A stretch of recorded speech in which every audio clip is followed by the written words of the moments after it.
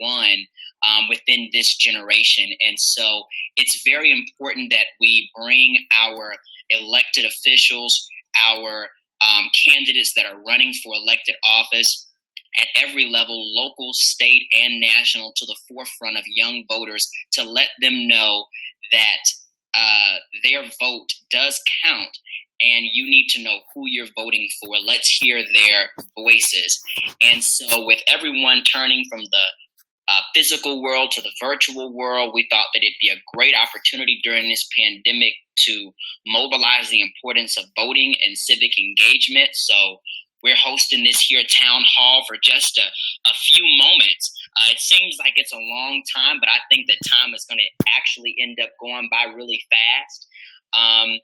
And giving our candidates the opportunity to share their platform with our audience of youth and young adults, getting informed ahead of this elections that we have coming up in the year, starting in the state of Georgia next month.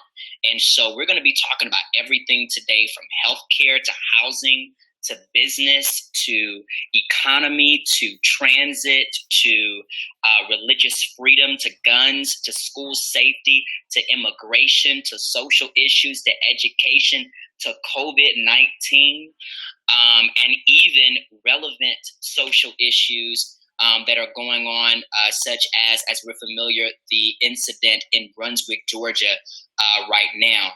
And so young people have been submitting in their questions all throughout the week. Today is Friday, so it's the big day. And we have prepared these questions for our candidates in the U.S. Senate and who are running for Public Service Commissioner to say what they think about specific problems or policies that they would like to introduce. It's not a debate, it's a conversation. And we just want to hear their voice and introduce our audience to their stories because we're all people just at the end of the day, right? Absolutely. Awesome.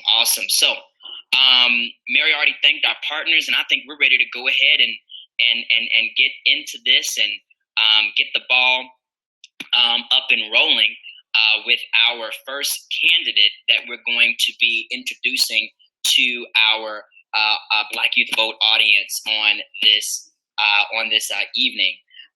Our first candidate is absolutely amazing.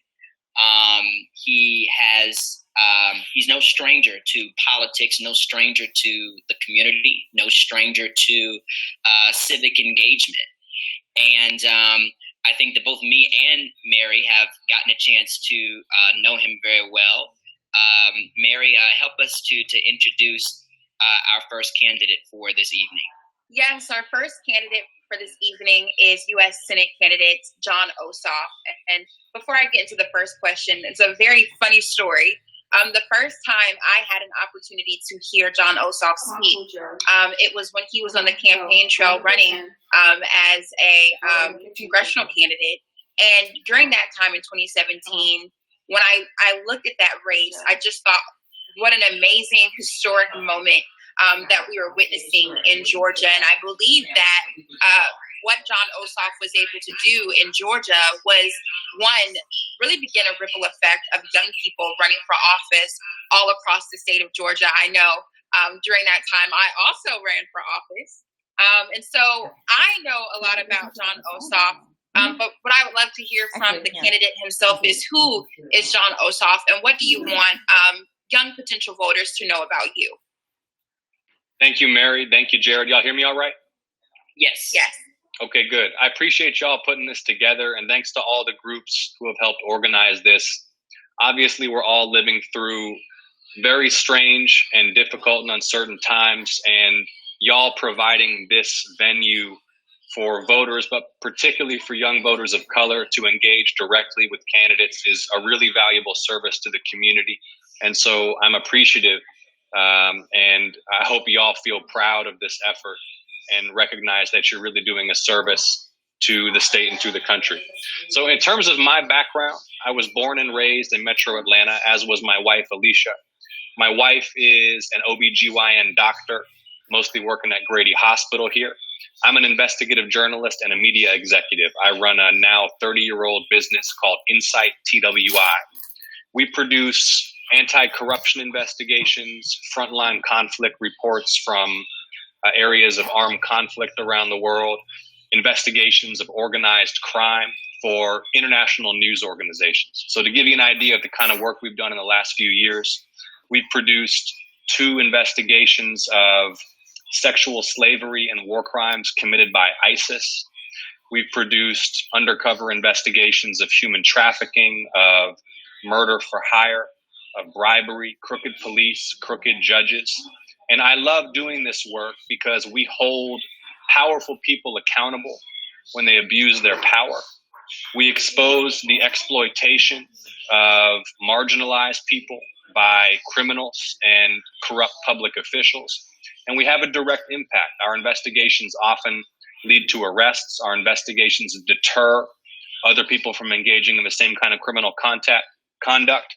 And we also set the historical record straight. So we produced, for example, last year an investigation of war crimes committed by international peacekeeping troops in Sierra Leone more than a decade ago. And in so doing, we give a voice to people who suffered at the hands of soldiers that they might not otherwise have had. So that's the work that I do now. I'll tell you a little bit about how I got into the different Senate candidates. I had developed very early in my life an interest in public service, an interest in government. And that all was rooted in reading a memoir by Congressman John Lewis called Walking with the Wind, which was about his experience as a young person during the civil rights movement. Congressman Lewis now is the only surviving member of the Big Six leaders of the civil rights movement. He spoke at the March on Washington and, of course, had an illustrious career as an activist and as a U.S. representative representing Atlanta, Georgia here. I read his memoir and was so moved by his experience that I wrote him a letter asking if I could come and work for him in his office. And he invited me to come and do that for a summer when I was 16, 17 years old. And that experience really changed my life. First of all, I saw how he rendered public service to the people of this state, what an impact he had on public policy, how he advanced the interests of the people he represented. But he also did something extraordinary, which is he took me under his wing. And he didn't have to do that. He's a busy and powerful man, but he really became a mentor for me and has guided me through my life for the last 15 or 20 years. And running now for the U.S. Senate with his support just means the world to me. And I would not be running for the U.S. Senate if I didn't have his support to do so. So I read his memoir, developed a keen interest in public service and government. I went to Georgetown, studied international relations there, worked in Washington for Congressman Hank Johnson for 5 years. He's a member of the Congressional Black Caucus, represents Georgia's 4th congressional district, which is DeKalb County, Rockdale, Gwinnett, Newton counties. And in that capacity, I staffed his assignment on the Armed Services Committee, which makes defense policy and oversees the Pentagon, the Department of Defense. And I found that to be an extraordinary experience, but I also found it really disappointing and disillusioning because I saw how dysfunctional Congress is. And I saw how corrupt Congress is. And that's why I left and went into investigative journalism and media production, because I wanted to do something that fought back against corruption and the abuse of power in a direct way.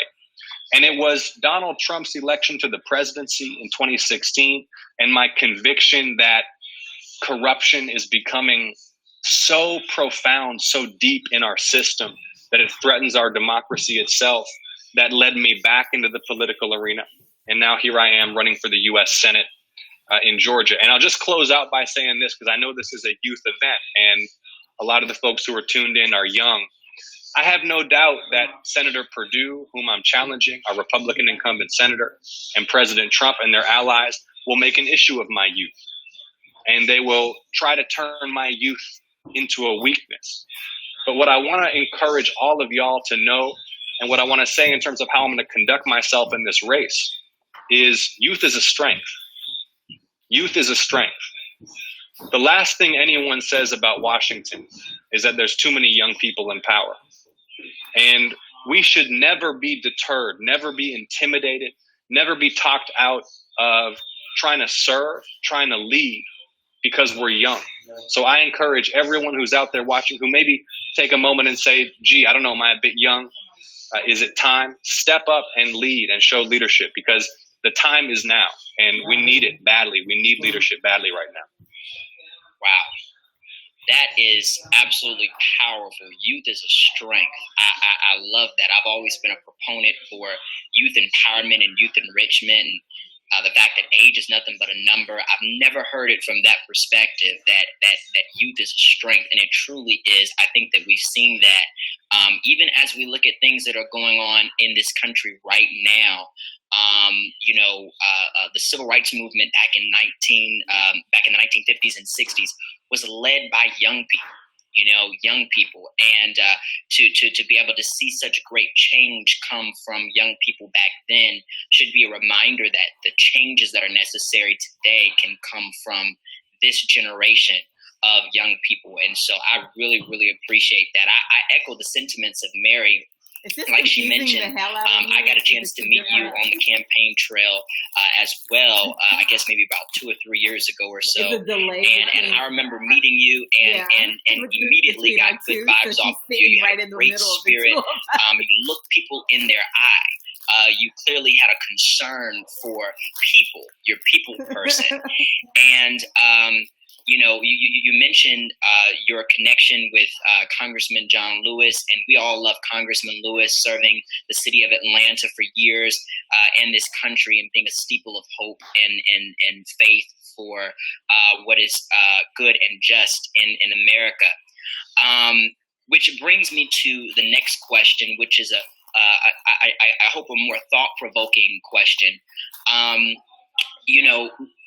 In this day and time, even with this crisis, this pandemic, people are trying to figure out how do we prioritize humanity, like me, in today's life, in today's time.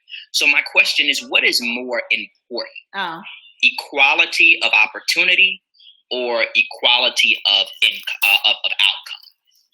outcome? That's a great question.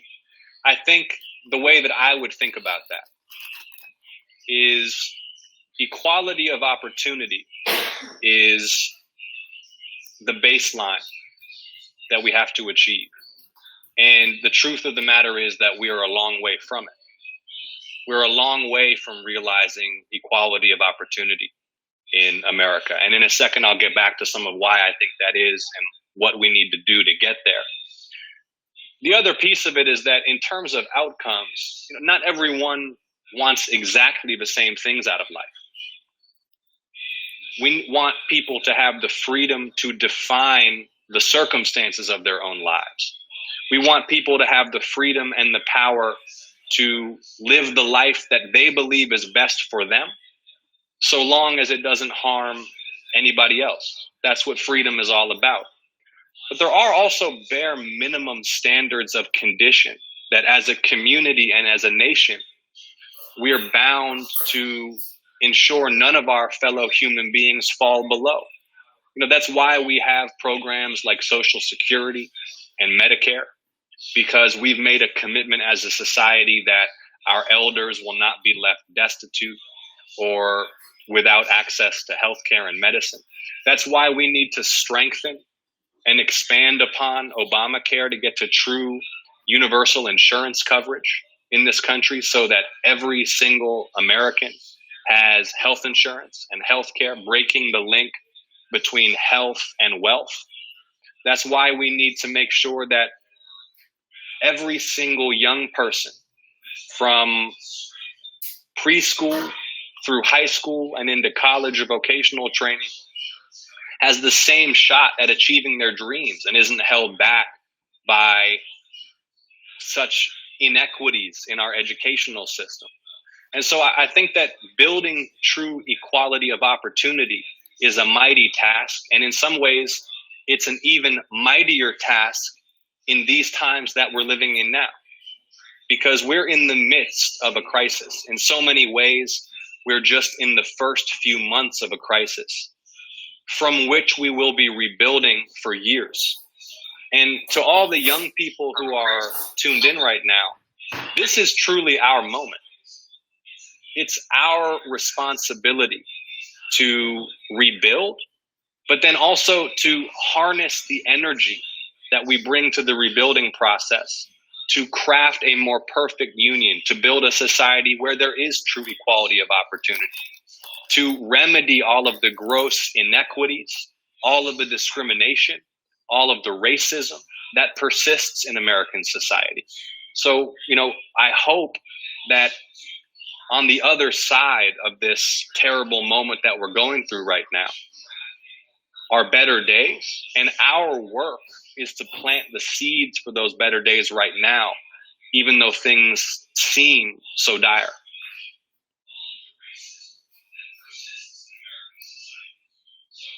Wow, that's powerful. And so my next question to you, and then I'll hand it off to Mary to ask a question, is there's so many issues that are facing our country. What would you say are the most important challenges that are facing our country, and how do you propose to address those challenges? Well, the other thing about a crisis like this, Jared, is that it really lays bare in a way that's undeniable for those who might otherwise have buried their heads in the sand or might otherwise have wanted to look away.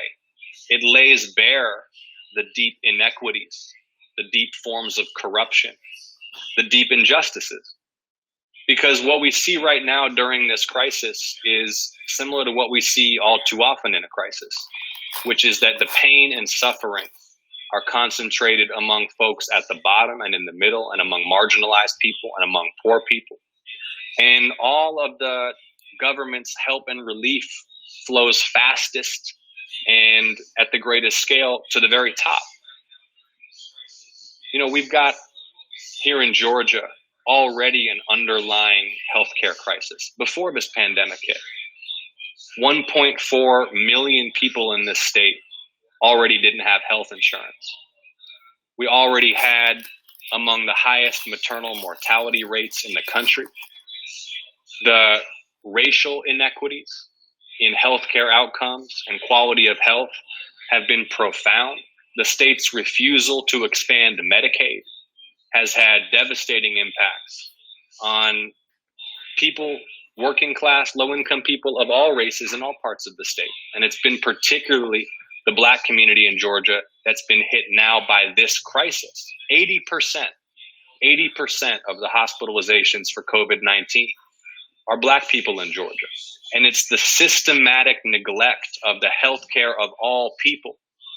It's the refusal of political leaders in our state to address those inequities that's left so many vulnerable and now results in this huge discrepancy in the pain. And so I hope, I was speaking in the answer to the last question about the seeds we need to plant right now at a moment of crisis so that better times can bloom on the far side.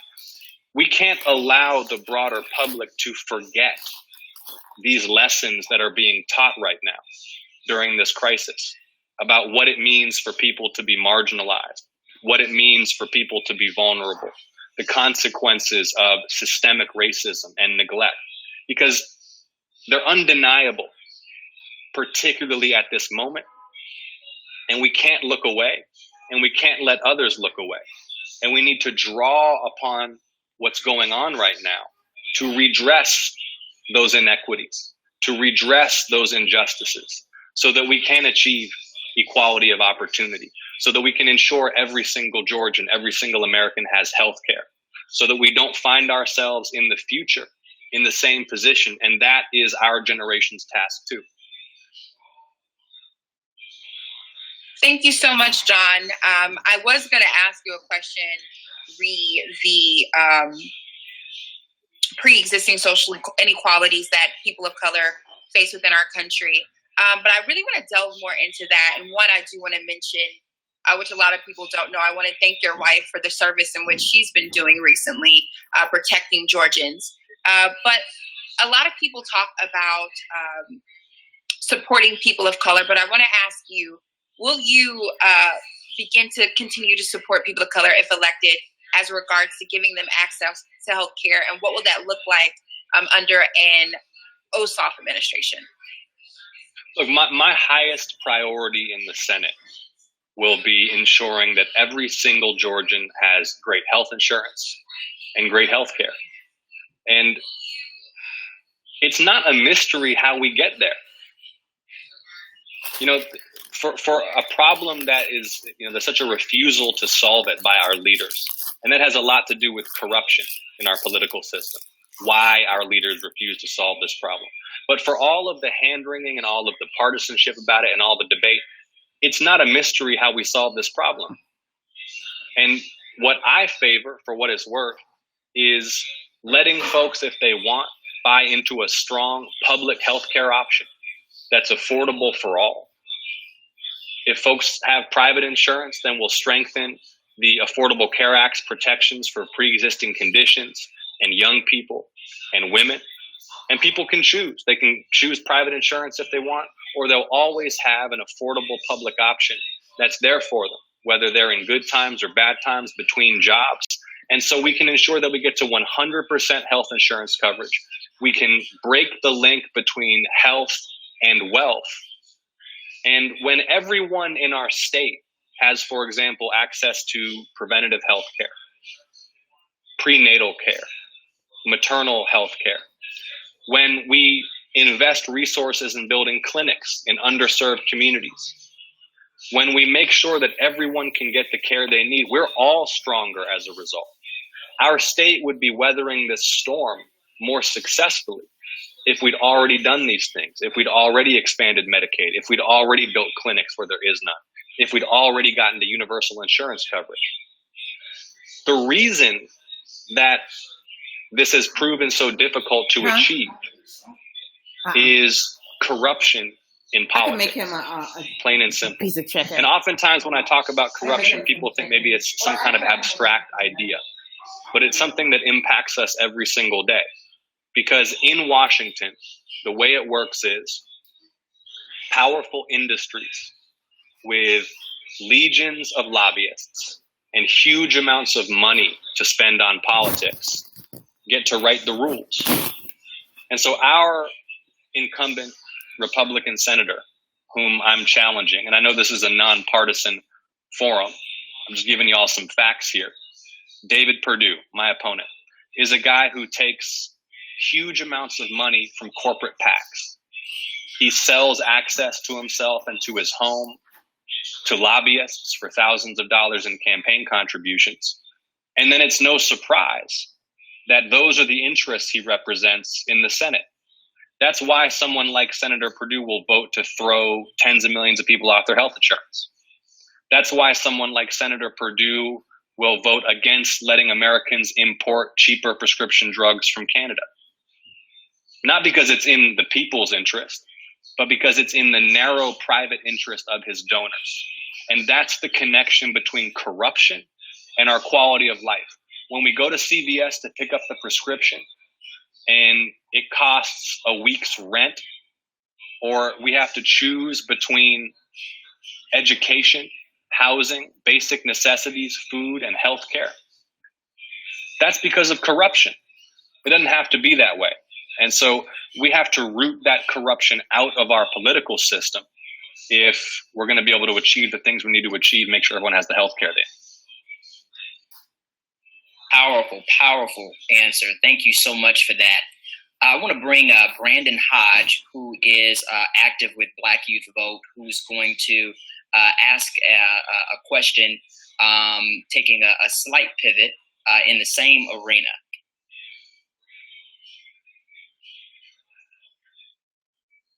Brandon, you may have to unmute. So candidate Ossoff. Hey, Brandon. I'm a college student, and my main concern is paying back my student loans. I can guarantee a job that'll pay me $60,000 to $70,000 a year, but most of my income is going towards paying back my student loans. What's going on? Can you hear me? Yeah, loud and clear. Okay, so most of my income is going back to paying my student loans. I'm not asking for free education or anything, but I feel like tuition should not increase every year. My question to you is, what are your plans to make college more affordable for all? Great question. Thank you, Brandon. So, first of all, my view, let's just get right to it, is that public college, public university, 4-year degrees, you shouldn't have to take on any debt at all, period. Education should be about enhancing opportunities. And if you come out of college and you're saddled with such debt that you can't pursue your dreams, you can't start a business, you can't buy a home, or you just a huge amount of your monthly pay is going to servicing that debt, and the anxiety and stress are crushing, then the purpose of the education has been betrayed, because the point of getting that degree was to open new horizons, let you earn and make and save more money, let you pursue your dreams. And it's a tragedy that we've allowed the system to get to the place where you get a degree, but in some ways the main thing you get is a decade of paying off loans. That's not how it should be. So we should use our country's phenomenal wealth to make sure that any American who wants to go get a 4-year college degree at a public college university doesn't have to take on a single dollar of debt. One of the things that my opponent, David Perdue, will say is, well, we can't possibly afford that. Let me just point out that in the last couple of months, as this economic crisis has hit, literally trillions of dollars in cash and public loans at 0% interest rates have gone to Wall Street investment banks, major corporate borrowers, almost overnight.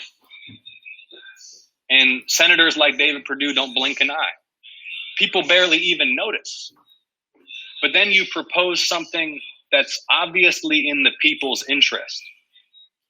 Getting a 4-year degree without debt, so we can pursue our dreams, we can pursue education and enlightenment and our interests without having to then pay all that money off for decades. And suddenly we're told there's no money at all. That is corruption, right? So let's make public college and university 100% debt-free. And then let's also just pivot for a moment, because we spend a lot of time in the national political debate talking about 4-year college and bachelor's degrees. But for folks who are making $10 an hour without benefits, professional accreditation, trade school, vocational training, I'm talking a welding certificate, I'm talking a commercial driver's license, that can be life-changing. That can be absolutely life-changing. And my view is that job training, vocational training should be free, period. We have an economic interest in having a population with skills, right? It's in all of our interests to have folks who are qualified to do technical jobs that are necessary. And then those folks can make more money, generate more income, create wealth across generations, create more opportunity for their kids. So the bottom line is, my view on higher education is 4-year college degrees at public schools, debt-free, job training and vocational training, free, period. Thank you, candidate Ossoff. I completely agree. Thank you, Brandon. Thank you so much. And I do want to make sure that I'm pronouncing your name right, because I know folks have been pronouncing it wrong. It is John Ossoff. John Ossoff. Look, man, I'm just happy to be here. Y'all can call me whatever you want. Well, I have one more question to ask you. This is a question that we're asking of all of our candidates today, and it's about a RAMA situation. Right now, circumstance that's right in our faces. We're seeing it all throughout social media, and a response that was just intentionally made yesterday with the case of Ahmaud Arbery, the shooting that happened in Brunswick, Georgia.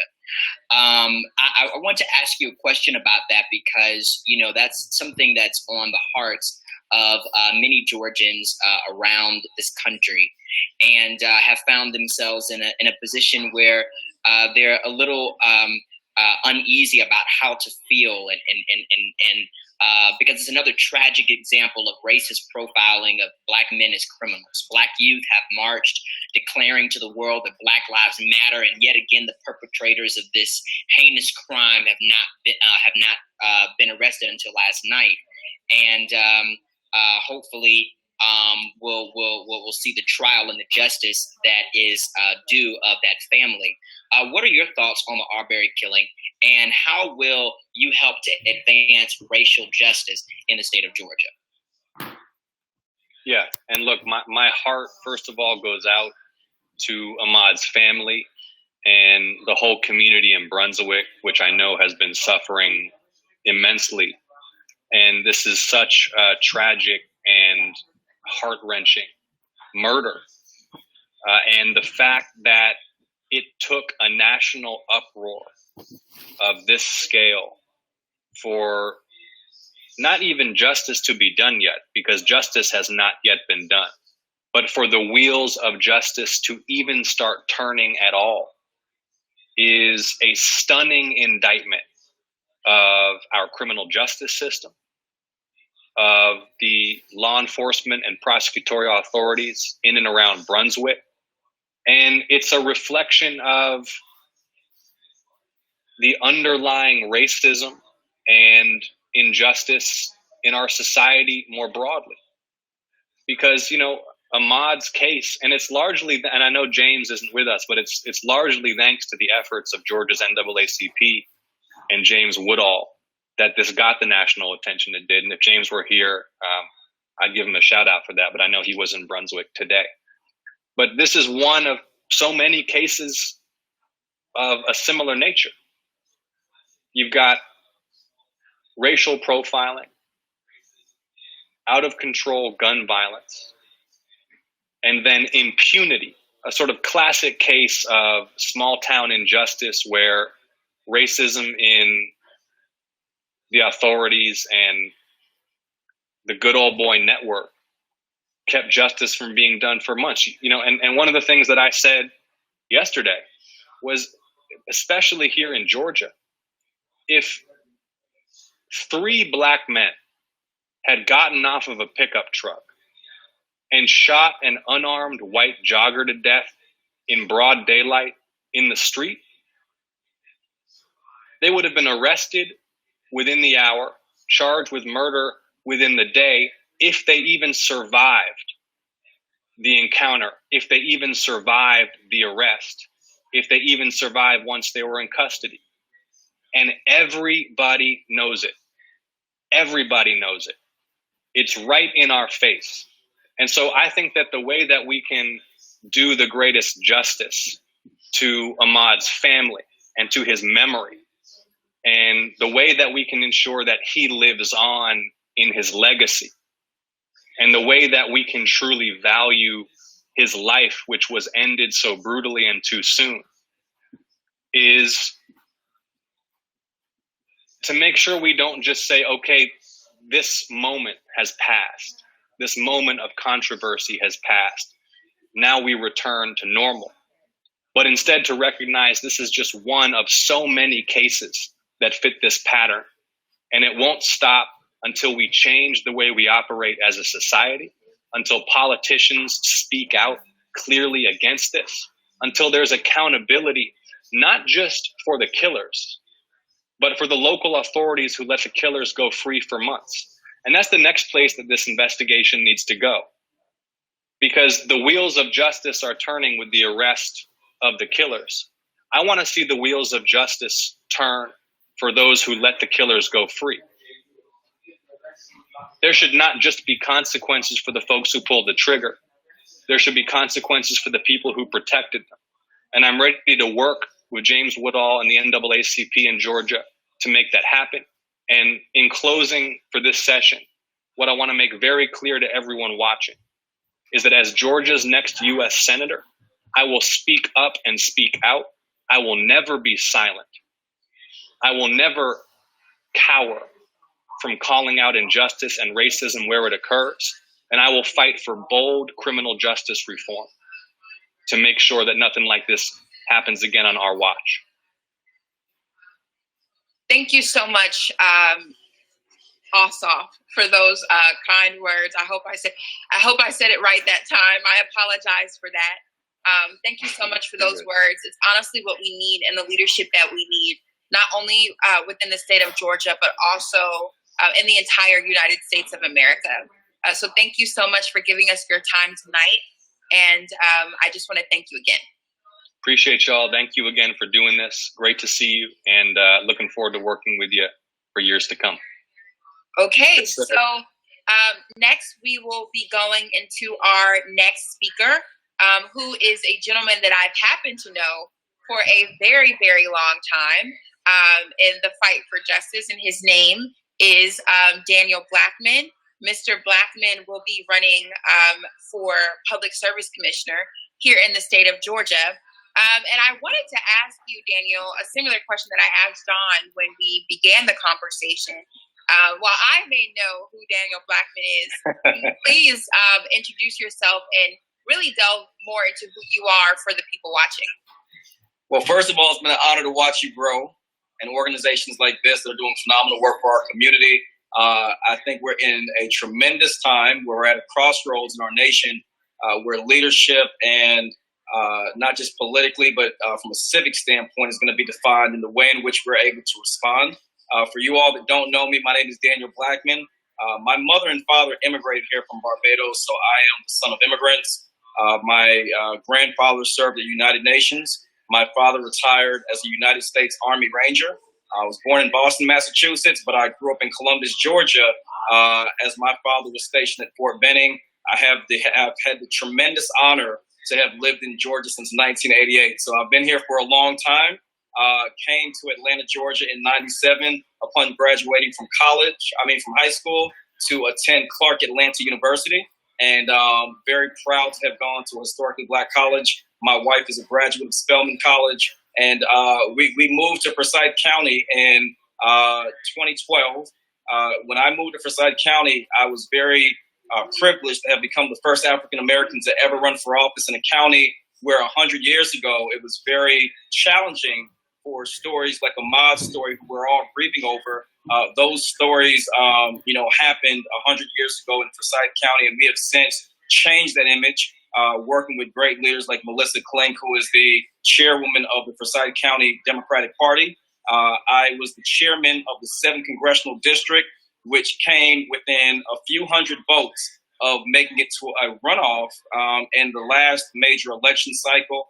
And I'm running for the Public Service Commission for a simple reason, because people around this state that have bills, that have energy bills or gas bills, that are trying to keep food on their tables, need fearless voices in government. We need more transparency. We need more individuals that will lead and will guide with people in mind. But at the end of the day, we need folks that are fearless, and we need to not run for office because we want it on our resume. We need to run for office because we want to make a change. I am running for the Public Service Commission. You'll hear from another gentleman, Robert, that'll be coming up, who will explain his part as well. But Georgia has never had an elected black public service commissioner.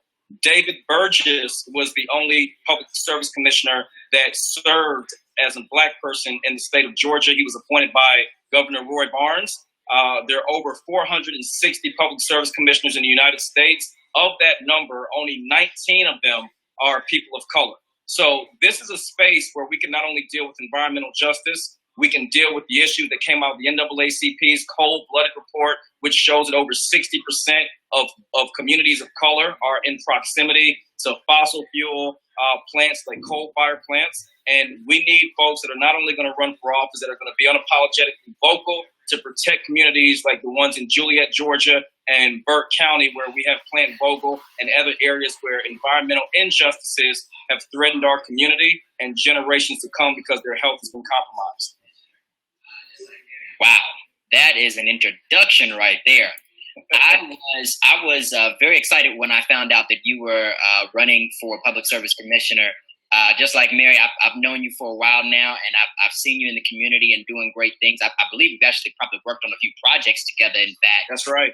And so it was really really great to find out that you were running for public service commissioner. But as soon as I saw that, I asked a question that I'm not too prideful to say that I asked this question, and I think I should ask it now for the young people that I know that are watching this, that I'm sure have the same exact question. What does the Public Service Commission do? Well, that's the most common question you're going to get when you're running for a position like this. We saw great candidates like Stacey Abrams run for governor, and we know what governors do. Atlanta has Mayor Keisha Lance Bottoms, and a lot of times we identify with the more politically attractive positions, how I'll put it. But for any of us that have a light bill, we have those bills are determined by the Public Service Commission. As a matter of fact, in December of this past year of 2019, each and every Georgia Power electric customer's bill went up. Your base rate went up, which means no matter how little or how more energy you decide to use in hot summers or cold winters, your bill has gone up. The Public Service Commission is made up of 5 individuals around the state that regulate utilities. So if you have gas, if you have natural gas, if you have electricity, for our brothers and sisters that are in rural Georgia right now, I have to say this, Mary, you've seen me raise my 3 sons, and we are very privileged in our household to have access to the internet and wireless broadband. But in rural Georgia, you have too many young people that are driving to the parking lots of Chick-fil-A's and McDonald's just to use and have access to broadband. The Public Service Commission is in a very unique position to determine not only how our utility rates are set, but their hearings also determine the types of energy we will use and produce. So I'm an advocate for clean energy. I am an advocate for clean energy for healthier communities, in the same way how Michelle Obama from 2008 to 2015 talked about food deserts. One of the things that I want to focus on as a Public Service Commission candidate is information deserts, making sure that we are equipped and that we're protecting our most vulnerable communities, including our senior citizens on a fixed income and our working families that have to decide between their light bill or putting food on the table. Powerful, powerful. I'm going to pass it back over to Mary for another question. Before I do that, I want to ask you, because you mentioned about you being an advocate for clean energy. And, I'm with HBCU Green Fund, and I wanted to talk to you about that. I wanted to talk to you about your position on climate change, right? We hear the term all the time, climate change, climate change, climate change. I want to ask you about climate change. Specifically, what is your position on climate change? What is your position on green energy? What are your position on power plant pollution, asthma, and African Americans? What can the Public Service Commissioner do about it? Nuclear waste and water. Talk to us about that.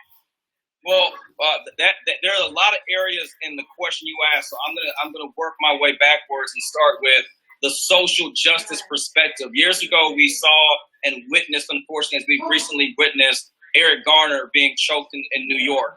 And Eric Garner's last statement was, "I can't breathe." And climate change is about that very statement.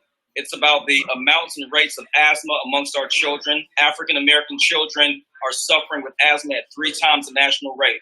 It's about the types of emissions that are set in cities like Atlanta and cities like Los Angeles, where populations of Black and brown folks are extremely high. Climate change, fundamentally, in one sentence, is about human impact on the environment in which we are living in. So the emissions we burn, the fossil fuels that we're emitting into the atmosphere. I have taken a pledge to not take a dime from the fossil fuel industry, because I believe in a clean energy future. Not one dime of what I take will come from executives or organizations that push and promote fossil fuels. Now, I understand fundamentally that we currently live and exist in a space where fossil fuels are used for the generation of safe and reliable energy. However, I believe that we're not doing enough to transition into that space. Another area you might not have mentioned that was brought up in the last hearings with the Public Service Commission is coal ash. Most of these communities, specifically Juliet, Georgia, right now that has been facing these issues, coal ash, when companies are burning fossil fuels, that coal ash then runs off into the water. And what happens is our drinking water then becomes contaminated. A few years ago in Monroe County, Georgia, they found uranium in the drinking water. We're seeing the same things all over the place. I was very privileged, just to make sure I'm going to directly answer this question so we can have time for more. I was privileged in 2015 to be invited to the Vatican. I was two individuals invited from the United States, 65 emerging leaders globally, to meet with the Vatican and the cardinals that served under the Pope to talk about the Paris Accords, which President Trump has removed the United States from. And one of the reasons we went there was to talk about how climate change is going to adversely affect the Caribbean, where my family is from, when you talk about global sea level rise. Who predominantly is on the coastal lines of Florida and Georgia? People of color. Most of these individuals are going to be adversely affected by sea level rise, but it's also going to be affected by the challenges we face because of the salaries and the profits that are put ahead of the will, the health, and the safety of the people. Thank you so much, Daniel. Now, I heard you mention during your first statement about young people in southern and rural Georgia who don't have access to things like broadband. And as I mentioned earlier, we see that COVID has really amplified many pre-existing social inequalities, such as, basic needs like utility services. And so I want to ask, how will you advocate for Georgians who lack equity amid the recent outbreak when it comes to things like utility services? The day after the governor of Georgia made a statement that said that he was going to that he was going to put Georgia under a public health emergency, I was on the phone with the NAACP. I was on the phone with the Urban League and with other civic organizations from around the state, many of which support this actual town hall that we're having today. And I called for a suspension of all utility disconnections throughout the health emergency, not for 30 days, not for 2 months, not for 3 months, but for the duration of this period. Not only that, we also called for reconnections to happen without reconnection fees, and also for late fees to be totally wiped out. Why? Because 2 million people in Georgia, of the 10 million people we have in the state, 2 million of them live at or below the poverty line. We cannot continue in times of crisis to put a financial burden on communities and especially low-income and moderate-income families. We've seen recently an additional 6 million people that have now taken the number to 30 million people that have filed for unemployment that are now struggling to simply keep their homes or their apartments. So one of the things the Public Service Commission can do is work with the utility companies to ensure, whether you have an EMC, which is a membership-driven corporation, or you have Georgia Power, you have Atlanta Gas and Light, no matter what your utility is, the first thing we're calling for is for a long-term fix. And that doesn't mean that we think people's bills should be wiped out. We're saying that we need to work with our state legislators. We need to work with our Public Service Commission and with our utility teams. And I will say that Georgia Power was one of the first organizations to immediately announce that they would not do disconnects for a short term. But we want that to be longer. We want it to be more intentional. And then lastly, wireless broadband. There's a saying that, when are we going to be back to normal? Well, normal has never been normal for a lot of people in rural Georgia and for a lot of poor communities. These individuals have not had access to the internet well before COVID-19. These individuals and their children have had to drive to fast food restaurants well before COVID-19. So we have to focus on building the technology infrastructure that will give access to the internet, because what we're going to begin to see is a wider gap, a wider technology and socioeconomic gap as a result of poor folks not having access to high-speed internet. Wow.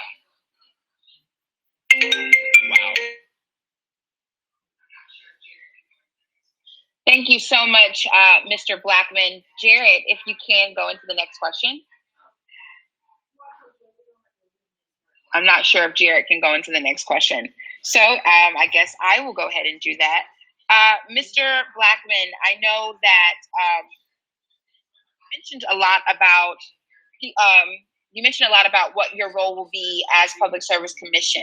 I also wanted to ask, what will you do to ensure that consumers can enjoy reliable service while paying a fair rate for it? I mean, that's really simple. I mean, look, we've got to pay for the energy we use. You know, this isn't about drawing a line in the sand. This is about fundamentally understanding that the energy that is provided can be done in a fair and balanced way. The challenge that we have right now is that some of our utilities are shareholder-driven companies, which means that their focus is to make the profitability of their shareholders at the forefront of their decisions that they're making. We have to change that narrative. If ratepayers are not thought of in the first space, then we're doing them a disservice. There's a quote that says, it's hard for a man to understand a thing when his salary depends on him not understanding it. We have public service commissioners right now, my opponent in general that I'll see in the general election, that has taken over $22,000 from utility lobbyists. We can't expect to operate as elected officials in a space where we are cozying up with lobbyists and with utility executives more than we're communicating and being on the ground in our communities. So some of the things that I want to do, number one, is ensure the community and ratepayers that you have someone that is going to be fearless and that's going to protect the consumer rights that exist by pushing for a ratepayer bill of rights. I think we need to fundamentally have a contract with our ratepayers that lets them know that every decision that we make is going to be decisions made in the best interest of our state that are led by the economic status of our communities. Georgia has one of the largest income inequality gaps in the United States. We need to take that into consideration. Secondly, we've seen rate increase after rate increase, but without explanation, and we've seen requests made by utility companies that don't all the way explain where the charges are and why consumers are being charged by that. I expect to have an administration that is going to be built on transparency, and that's going to be built on being able to provide answers and solutions that can move our communities forward rather than continuing to put a financial burden on families that are simply trying to keep food on their tables. Yes, absolutely. Thank you. There's Jared. There I am. Yes. Thank you so much. And I want to remind everybody that's watching that we are doing two things. Number one, if you ask a question, and we ask that question on this Facebook Live, we are giving away $25 free lift codes, And so if you need a lift code to get from point A to point B, we are giving that out. Thanks to our partner, thanks to our sponsor, Lyft, for gracing us with that. And in addition to that, we're giving away $25 Cash Apps, gifts, $25 Cash App gifts. And so if you need we're going to be running a little contest throughout the next couple of hours that we're on here. And so let's continue to make sure that we're sharing this on our Facebook Lives and that we're staying on and staying tuned because we've got many more candidates to come. So Daniel, I want to ask you the same question that I asked to John Ossoff as it relates to this Ahmaud Arbery case, right? It's a very, very uneasy time for African Americans, and as a black man, when I watched, first of all, I have not watched the video because I'm afraid that it'll bring me into some type of a PTSD, so to speak, right? It's hurtful. It's very harming to know that it happened and that it happened the way that it happened. And so I want to ask you the same question that I asked John Ossoff. What are your thoughts on the Arbery killing, and how will you help to advance racial justice in Georgia? Even though your position is a little indifferent to U.S. Senate, in what ways are you going to help to advance racial justice in Georgia? Well, I mean, I think it's a great question. I don't think as a black man I have the luxury of not having an opinion. I don't think as the father of 3 black boys I have the luxury of not having an opinion. My opinion on Ahmaud's case is that I'm tired of explaining to my 15-year-old, my 12-year-old, and my 8-year-old why it's happening. From Tamir Rice to Sandra Bland to Eric Garner to Mike Brown to Trayvon Martin, we time after time have had to explain to our children why this happens. And I'll be honest with you, I did see the video. and it's gotten me to a point where I am angry. I'm very angry and I'm upset because I feel as if we're in a period where understanding in many aspects that many people don't believe that because they're in a position that has nothing to do with social or racial justice, that they don't have to have an opinion. And I remember during the Charlottesville rally, one of the last phrases that we remember is if you're not appalled, you're not paying attention. If you're not outraged, you're not paying attention. And so one of the things that I'm going to do from the position I'm in is very simple. The Public Service Commission has 5 commissioners. If myself and Robert were to get elected, that's only 2 votes on the commission, which means that it'd be very challenging for us to get most of the progressive values and votes we need that have a tremendous impact on all of our communities. So one of the things I'm going to do is I'm going to go around to 159 counties throughout Georgia, and we're going to create programs that are workforce development programs that support our communities. Because in a lot of our communities, a lot of us are not given the same opportunities from K through 12 through college. And I think we need to start focusing on building that infrastructure now. Frederick Douglass once said, it's better to build strong boys than to repair broken men.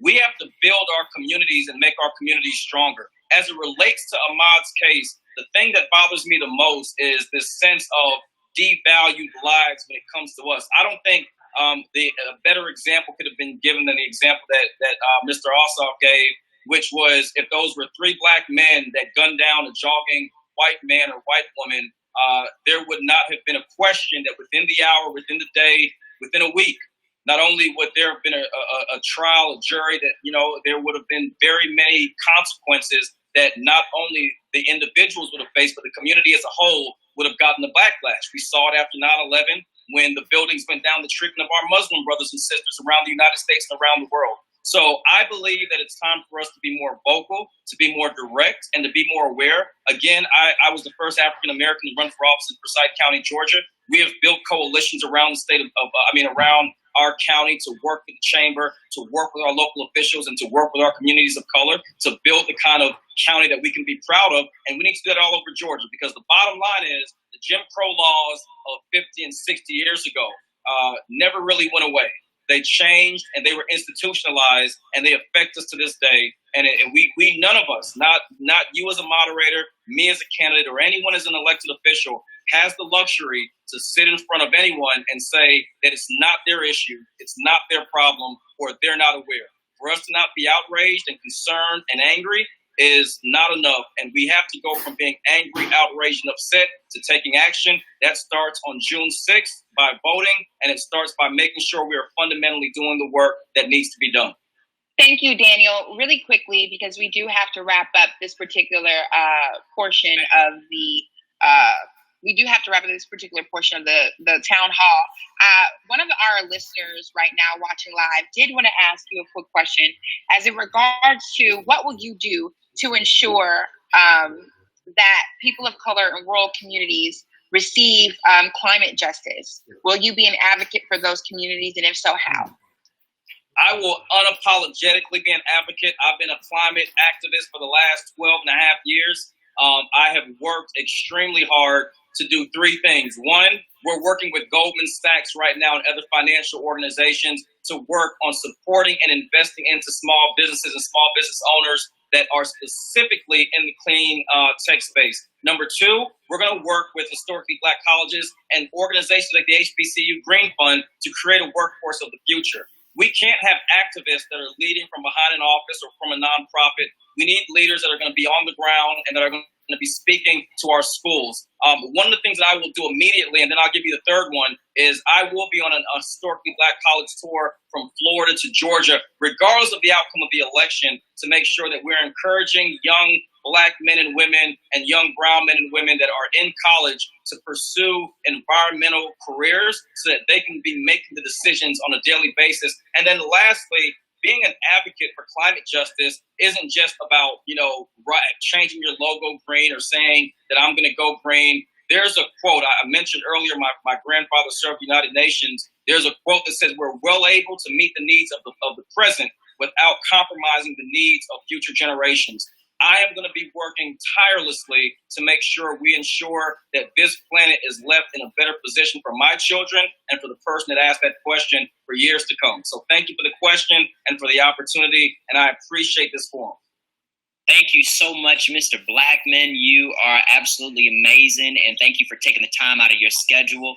All right, you all, it's Cash App time. It's Cash App time, our first Cash App opportunity. So check this out. Here's going to be our first contest, all right?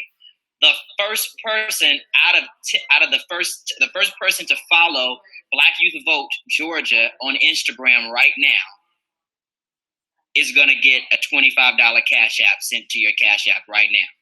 Head to Black Youth Vote Georgia, Black Youth Vote GA, and the first person to head there right now on Instagram will get a $25 Cash App. So you better hurry up. Go, Lydia, type go. it up real quick.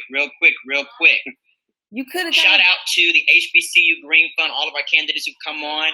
Now we're going to, we got plenty of other candidates. Go to Instagram up next, we got our district attorney candidate from Brunswick, Georgia. But before we get to Mr. Higgins, we've got the additional person in the race who is running with you, Mr. Blackman. We've got Mr. Robert Bryant, and I believe actually Dr. Robert Bryant. Because I remember reading when I was looking through your bio that you received your PhD from University of Georgia. I know you're extremely active in the NAACP and have a very strong tenure in higher education, and that you're also no stranger to the green lifestyle and the green movement. So we're going to ask you, Robert, the same question that we asked to Daniel Blackman. Tell us, who is Robert Bryant? Well, hello, everyone, and good afternoon to our viewers. It's a pleasure to be even considered to be a part of this forum, and I'm thankful for our young people. I can't be a part of the young people anymore. I have to say the young people now. I guess I'm in that middle age group, but the young people for putting this on. And I'm Robert Bryant. I'm a product of grandparents of Morgan County, Chatham County, Georgia. I grew up in Savannah, Georgia, with two great parents who provided wonderful lifestyle for my brother and I. I graduated from Windsor Forest High School here in Savannah, Georgia, to go on to Georgia Southern University, where I got my undergraduate degree in public relations and master's of education in higher education administration. From that point, I entered the higher education realm of work. I never left college, I guess one would say. That is where I found my passion for diversity and multiculturalism. And so when we talk about things of discriminatory nature, when we talk about the sheer acts of racism and the hate and the things that go on, I study and breathe that. And even today, it was a painful reminder of how our nation has ignored the case. Many more cases ever since Emmett Till of Ahmaud, and being down in Brunswick today was really, really touching. But we've got to stop that somewhere. After leaving Georgia Southern, I went on to the University of Georgia, where I completed my doctorate in adult education. And again, looking at diversity, leadership, and higher education. I was very interested in looking at how chief diversity officers did the work they did in these higher education spaces. So a product of public schools here in Savannah. And one of the things that I just returned to Georgia after a stint in higher education as a chief diversity officer is to return to care for mom and dad who are a little elderly. And so came back for that, and I said, why not come to serve? And so became interested in the Public Service Commission. After looking at the website, now I implore everyone, go look at the website, okay? And again, this is not a partisan discussion, but when you have 5 people around the table that don't look like us and don't share the same values as us, who do you think they're going to vote on the side for? So we've got to change the landscape of how that looks, because right now, there is no diversity at the table. There is no one advocating, as Daniel Blackman just said, no one advocating for people of color. No one advocating for the working class. So that's why I joined this race. In addition to protecting our environment, we've got to protect our people first, because as we see, Georgia doesn't place that as a priority.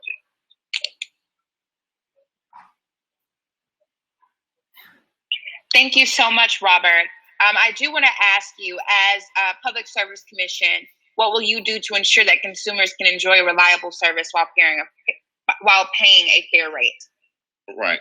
This was a question I was asked a few weeks ago. And one way we do that is by making sure that any increases or any request to increase a rate has the consumer as the benefactor. Okay, so you cannot bring a rate to me saying, "Oh well, we think that all of our employees should get a 5% raise." Well, that's great. I think the same thing too, but we're not going to do it off the back of taxpayers. What we can say is, "Oh, we want to explore solar energy and making sure some of our consumers are getting a rebate, or we're going to create a program where consumers get a rebate for clean energy." That's a consumer-friendly approach, and that's something I can support. So we can't necessarily say we won't ever approve another increase or a small increase, but it has to be proven to me in data and in writing that this will impact the consumers in a positive manner. So I'd like to ask a question, because Daniel had made a good point, and it just dawned on me as we were talking, about environmental justice, right? Environmental justice. We don't realize, and I'm glad you said to encourage people to go on the Georgia Public Service Commissioner's website, right, to see what's going on, how one can be better informed about what's going on and so forth. When I think of environmental justice, when I think about holding a public service commissioner, accountable and responsible, I think of things like Flint, right, up in Michigan. And I think about the fact that oftentimes we tend to ignore, the positions, the folks in power that can actually influence a protection of something like that not happening. What are some things that you have in mind, that you have in the plans to ensure environmental justice is taking place? Sure. It is, no one wants to be in a position where they can't drink the water, wash their clothes, or for God's sakes, go out here to Tybee Island or to whatever beach they want to. No one wants to do that with the knowledge of, there's poison in my water. Who wants to do that? And right now, if you look at certain communities and look at some of where these coal ash ponds are, or you look at some of where the closed down factories are, big industries that were polluting our environments. Look at where they're located. They're located in some pretty interesting communities that you and I He's live not in. running against And so we start there. He's How running do we for the get rid same of those in a seat in another responsible manner? district. Okay. I said we put it on the backs of the people who left it there. And if we can't do that, then hey, we need our government to step up and start doing some things a little differently and get this stuff cleaned up. We even look in the backyard of Burke County. Look at the racial makeup of Burke County. Look at the demographics of Burke County. And you're building a nuclear plant right in these people's backyard. I don't think you're going to do that down there on St. Simon's Island. And so we've got to start looking at and questioning things like that. That's where you have commissioners who are responsible, not asleep at the wheel. That's where you have commissioners who are going to read the data and challenge these folks. People who know me well enough know that I've never been afraid to stand alone. I'm never afraid to ask the question. I want to know, why can't we, A, not look at clean energy, but B, I want to know, why is it that you think it's okay to always build in these certain communities, right? And so that's being environmentally kind of in a framework of social justice when you think in that manner. I want to hold these folks accountable. I'm not afraid to hold them accountable. And with folks like Daniel, I think that, you know what? If the other three commissioners don't go along with our plan or want to look at that data, we can go to the papers and say, hey, this is what's going on. And I don't think we'll be afraid to do that. But I think that will always be at the forefront of what I'm doing. How does this impact our consumers? How does this impact the mom that has to find a way to work, feed her children, and figure out how to pay this high light bill? That's not who we are, and that's not who we will be once I'm elected to the Public Service Commission. Thank you so much, Robert, for your time. We really, really appreciate you for joining us today, and especially allowing young voters here in Georgia to hear what you all have to say and learn more about the Public Service Commission, because it is a position that a lot of people are not aware about and aware of. I do want to remind all of the viewers watching today, if you can, and if you are in need, or have experienced some issues as regards to a ride going to the grocery store. The governor's not helping. COVID-19 crisis. or need to go to the doctor's office or anything, our sponsors list, as well as the Coalition for the People's Agenda and HBCU Fund, are giving away rides for $25. If you need more, please reach out to us. We're here to help you and be with you and stand with you during this extremely trying time. I do want to bring forward Mr. Keith Higgins. How are you, Mr. Higgins? I think you're still muted. There we go. I'm fine. How are you? Absolutely wonderful. A lot of the questions that we have been asking all of the candidates as they come on today is to allow the candidates to speak to the audience. Our audience is made up of predominantly young African American voters. And so we're asking all of the candidates to really explain to those voters who they are and what they want to do for our communities. Okay. Well, my name is Keith Higgins. I am grew up in the Atlanta area, mostly in Cobb County, graduated from high school there. About a week before I graduated, I enlisted in the United States Marine Corps Reserve because my parents couldn't afford to send me to college. I'd been accepted to go to the University of Georgia, never made it there. Served after boot camp, came back out, went to Kennesaw State University, graduated from there with a degree in political science. Then went on to law school at Mercer University in Macon, Georgia. Practiced for about a year and a half. That's just how you do Friday? In the Atlanta area, and then came down to Brunswick to get a job in the district attorney's office as an assistant district attorney. I'm an Eagle Scout, veteran of 7 years, the Marine Corps Reserve, and active member in my church. Pretty much my whole life has been about serving other people, including my professional career. Left the district attorney's office after about 23 years. Went into private practice.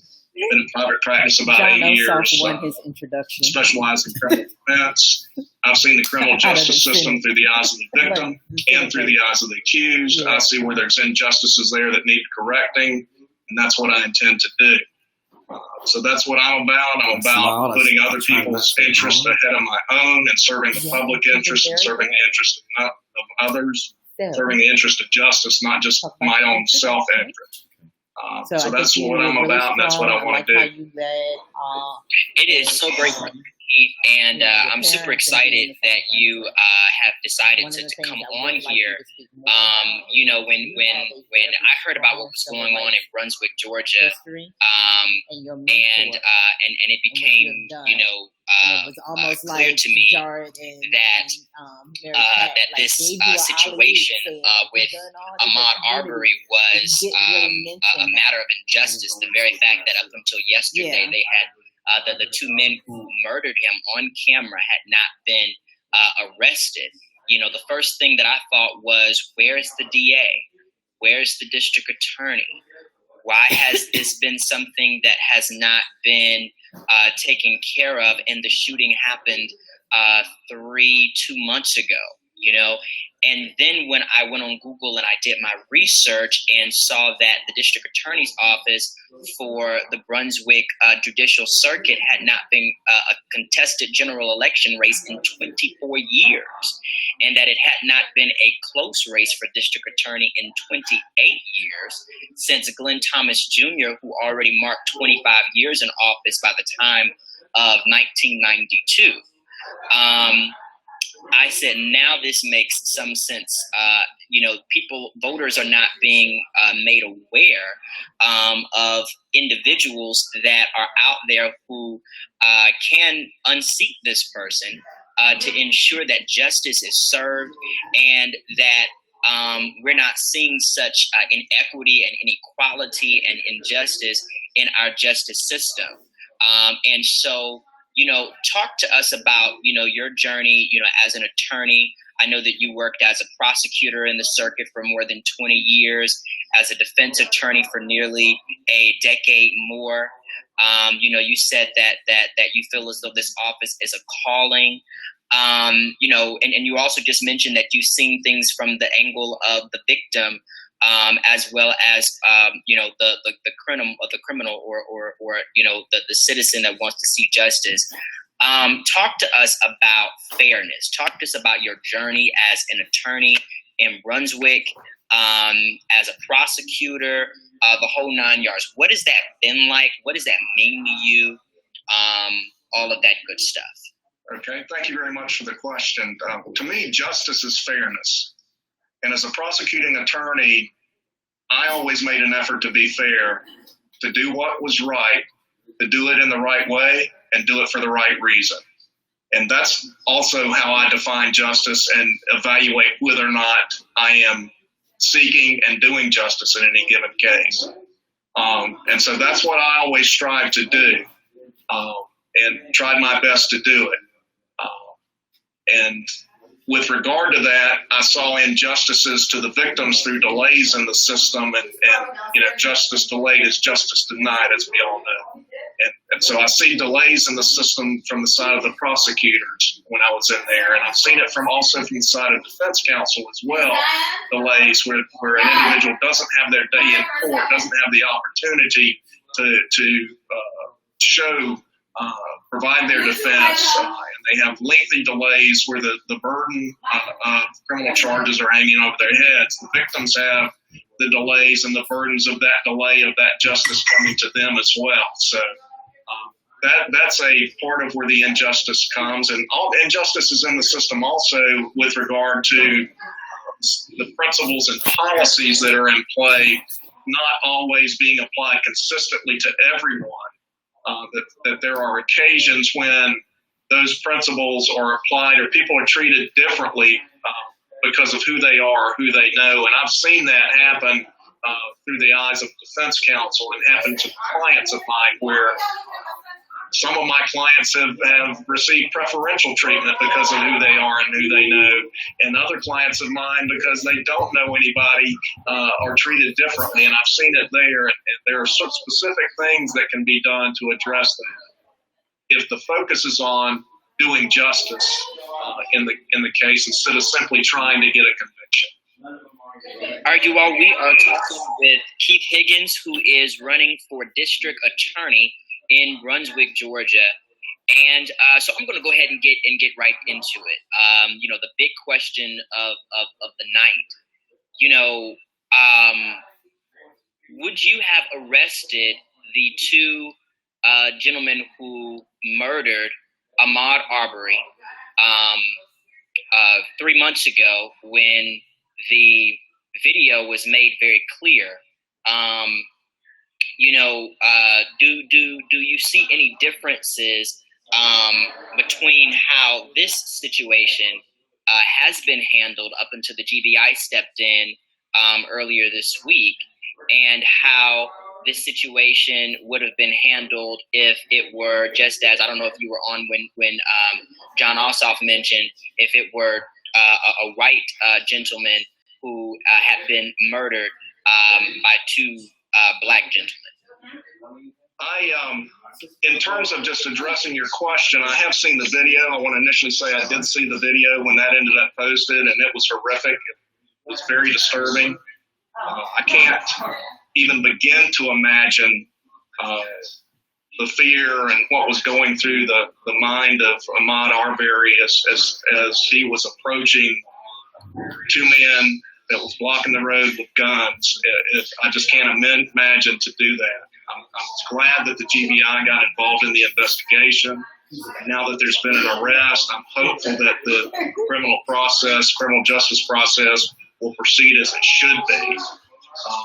With regard to, had I been in a position at the time the case took place, what I would have done, I believe that was your question, Mr. Sawyer, essentially. First of all, I would have not told the police not to make an arrest. I would not have handed the case off directly to a friend of mine if I felt I had a conflict of interest. I would have called the Attorney General as the proper procedure is, to ask the Attorney General to appoint someone to handle the matter. So those are two things I would have done differently. when one has a conflict of interest as an attorney, that means that they feel that they can't be fair and impartial for some reason. If you can't be fair and impartial, you shouldn't participate in the case at all. Take no action whatsoever. You don't get to choose who the next attorney is. You don't get to give legal advice to the police about what they should or should not do. So those are actions that were wrong and should not have taken place whatsoever. The lack of an arrest has now been corrected. And so I hope that the process will proceed from this point as it should have. So you're an attorney. Would you call that obstruction? I've heard people say that whoever would come in as the new district attorney or the GBI should charge her for obstruction of justice. What would you call what the current DA has done to obstruct justice? Would you call it that, obstruction of justice? What would you do if you were not necessarily just in her position, months ago, but if she was unseated today and you were appointed today, what would you do to hold her accountable for what she did not do? There's really nothing that I could do to hold her accountable. The voters are going to have to hold her accountable. There's no oversight of the district attorney position. The district attorney answers to no one but except the voters. As long as the district attorney is making a decision within the bounds of their discretion, they're free to make bad decisions. They're free to exercise bad judgment without any consequence. District attorneys have qualified immunity from even being held civilly liable for their actions in office, as long as they're operating within their bounds of discretion. So there's really nothing that I could do to hold her accountable. It's going to come down to the voters to hold her accountable come November. I did want to ask you another question. As a person of color, again, most of our viewers are people of color, and I'm sure you are no stranger to the fact that many people of color have a large distrust due to what we're witnessing now with the Ahmed case, with the criminal justice system. What will you do if elected to ensure that people of color gain that trust again in the criminal justice system, or feel safe enough to feel like they can seek justice when tragedy such as this happens? Well, the first thing I would do is be transparent, be open to communication, be quick to listen, slow to speak, to listen to individuals and allow them opportunity to come and talk to me and tell me what the problems are and what's going on, and be informed of that. Not being humble, being a public servant, putting others' interests ahead of my own. That would be the first thing, and I think that's primarily what the problem is. Not being coming from a position and principle of a moral compass of doing what's right and trying to be fair and doing justice, not from doing things simply because you can. And from a position of power, I have the power to do it, so I'm going to do it. I'm not going to be that guy. That's not who I am. I'm wanting to do what's right and do what's fair in any given situation, whatever it may be. So that's primarily what a difference is going to be, and being open to listening and talking to people as well, and listening to their concerns and what's going on. So that's the first thing. I think that's where everything then comes from. Being humble enough to listen and what are the problems, and hey, how can we address those?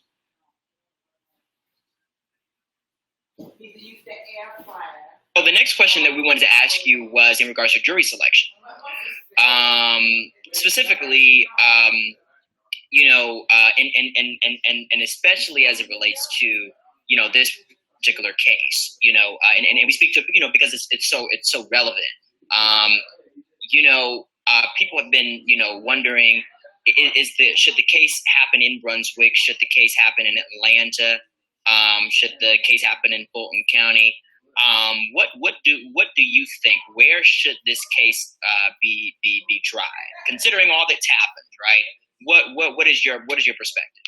Well, from a legal perspective, in terms of the venue of a trial in a case, it's the venue of the trial or location of the trial is always initially starts out where the crime occurred.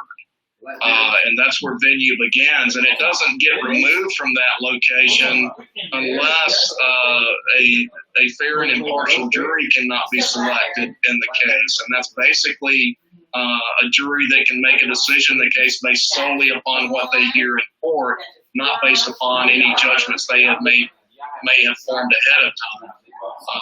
And so as long as a jury can be selected that can form an opinion and render a verdict based solely upon where they hear in court, it should happen in Brunswick. That's the default position, and that's where it should happen. And if a fair trial cannot be, and generally the only person that can remove a trial from its initial venue is the defendant. The prosecution cannot do that. So that's a defense motion of those who are accused to move it from there. But I would just say that, the trial should be held in the location in the county where it happened. We look at different cases in the past that may not have happened in states like Georgia, but things like Florida, when you look at laws such as Stand Your Ground and other laws, and we witness or we see that, it seems that sometimes the law may not be equal, right? When we talk about things like Stand Your Ground, and you see a African-American woman in Florida who ended up shooting her abuser, Stand Your Ground was not there for her because she shot him in self-defense.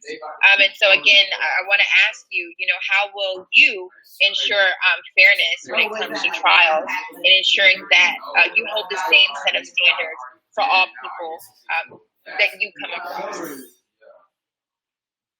With regard to trials, initially, before you even go into the courtroom, before you indict anyone, before you formally charge anyone and start court proceedings, I've always applied and would require my assistant prosecutors to apply a two-tiered standard, if you will. Number one, is there sufficient evidence to prove guilt beyond a reasonable doubt? But we don't just stop there, because it's more about getting convictions. It's about doing justice. The second question one needs to ask, and that I've always asked before even pursuing a prosecution, is, do I believe this person is guilty? And if I don't believe the person is guilty, in looking at the credibility of witnesses or weighing out the factors in a general sense, that case I never walk into a courtroom with the case. So that is trying to seek and do justice in any given case. But in terms of ensuring how justice would be done and that the principles would be applied equally to everybody, regardless of who they are or who they know, there needs to be standard principles, written principles that the prosecutors are required to follow and consider before making decisions in those areas of discretion that they have. And those areas affect people's liberty, obviously. Do we agree to a bond in this case so this individual can get out of jail sooner rather than later? How quickly are we able to do that? And focusing on that as a pretrial matter and having a pretrial team devoted to addressing those issues, so people who are accused and presumed innocent of an offense and get out of jail so they don't lose jobs, they don't lose residences, their family is still able to be provided for. In those cases where bond is appropriate, that be done sooner rather than later.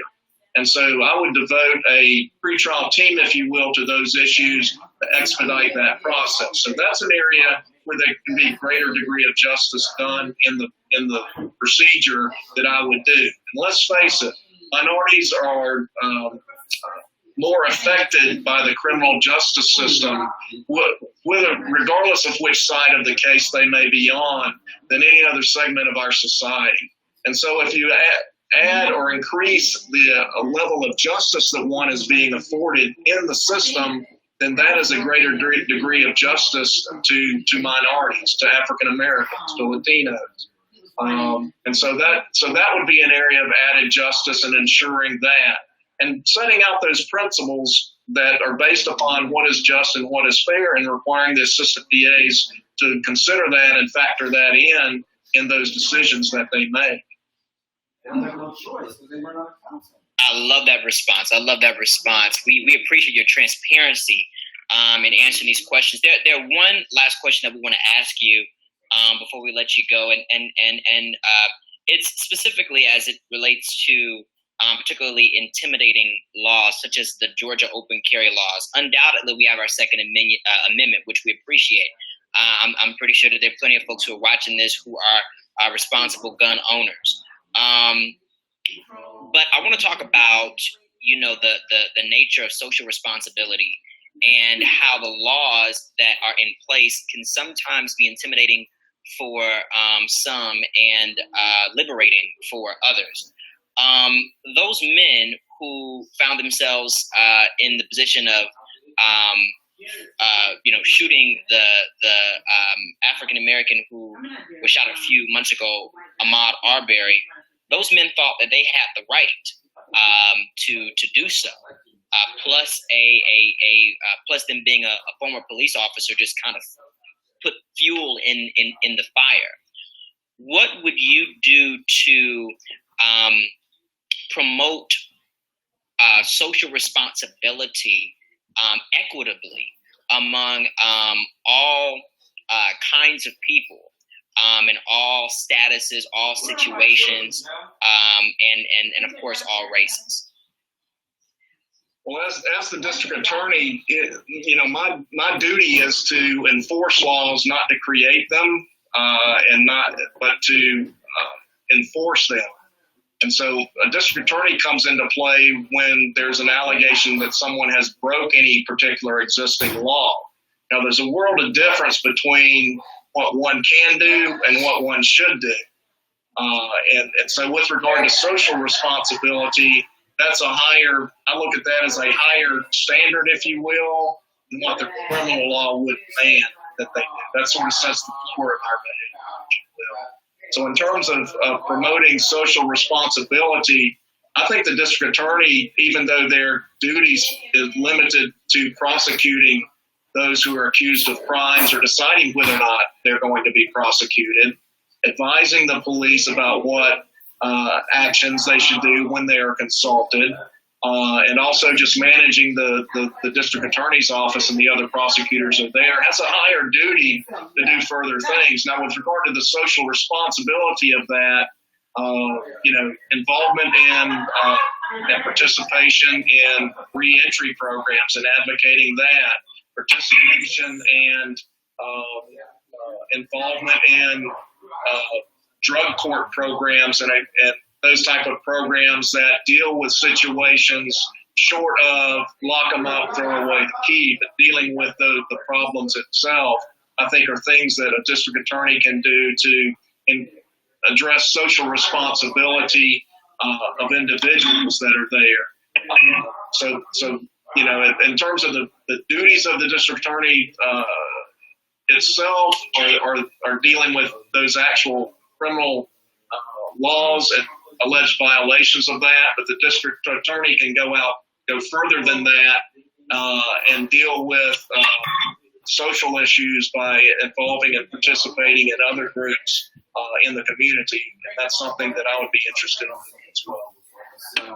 Thank you so much, Mr. Higgins, for taking the time out of your busy schedule to hop on here and to talk to us.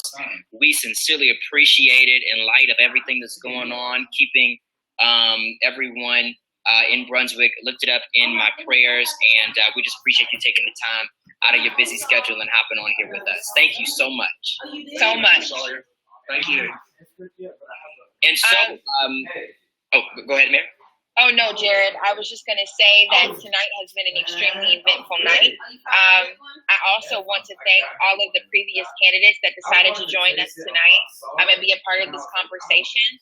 The reason why we wanted to do this is because we wanted to ensure that young voters of color were aware of the other elections taking place outside of the presidential elections and are able to go to the polls and really be knowledgeable about who and what they're voting for. Jared, I'm not sure about you. Now, I've known Daniel Blackman for quite some time, and so through him running for public, through his work advocating on issues that had something to do with Public Service Commissioner, that's the only reason why I knew anything about the Public Service Commission. And so I'm very, very happy that now some of you all are aware of what that position means for some of our communities. And especially now when we see so many young people, specifically young people of color, advocating for environmental justice in our community. Absolutely. And we are so thankful for all of our partners. Of course, the National Coalition on Black Civic Participation, the People's Agenda, HBCU Green Fund, U Power Purpose, Thinking Twice, Clark Atlanta University, Morehouse College, Spelman College, everybody who's pitched in their time, their resources, everything to make this happen. I believe that we're having an amazing time and that we are really connecting with people on an intimate level because this is a conversation that is necessary. This really brings forth an important family discussion for us to have before we get ready to bring on our next candidate, and that discussion is on civic engagement and voting. We just need to parenthetically pause right here and just talk about what voting means. And I think in order for us to realize what voting means now, we got to think about what voting meant 50 years ago. It meant something so much 50 years ago that our ancestors, our elders, many of which who are still living today, fought, bled, and died, were beaten, crossed over bridges that they marched, etc., for the purpose of ensuring that we have the right to vote. And so it's very disheartening when I hear folks in my generation who say, I don't see the value in voting. Or they may say, I don't like the candidate that's presented at the table, and so I'm not going to vote at all. That's just as bad as you not voting. You have to understand that there's a reason why 50 years ago the vote was so important. The vote was so important because the vote is our power. That's the reason why we're having this very simple conversational town hall to introduce you to these candidates and to let you even realize, first and foremost, how much of a relevance what the candidate may be fighting for has when it comes to today's times, today's situation. Mary, we were on Facebook Live a couple of weeks ago, in lieu of everything that's going on in Georgia with the reopening of the economy, coming, and it's just sprung on us like it was nothing. No proposal in place, right? That was practically reckless endangerment, right? This lack of interest that the governor had in ensuring that we had the proper precautions in place before sending us out into, the businesses that we support, and workers back out into the businesses that they have to work at for the sake of, keeping the dollar high. Are we going to choose economy over humanity, or are we going to choose humanity over economy? But, it's amazing that sometimes we will sit back and we'll watch all of this happen and don't realize that we can do something about it in November.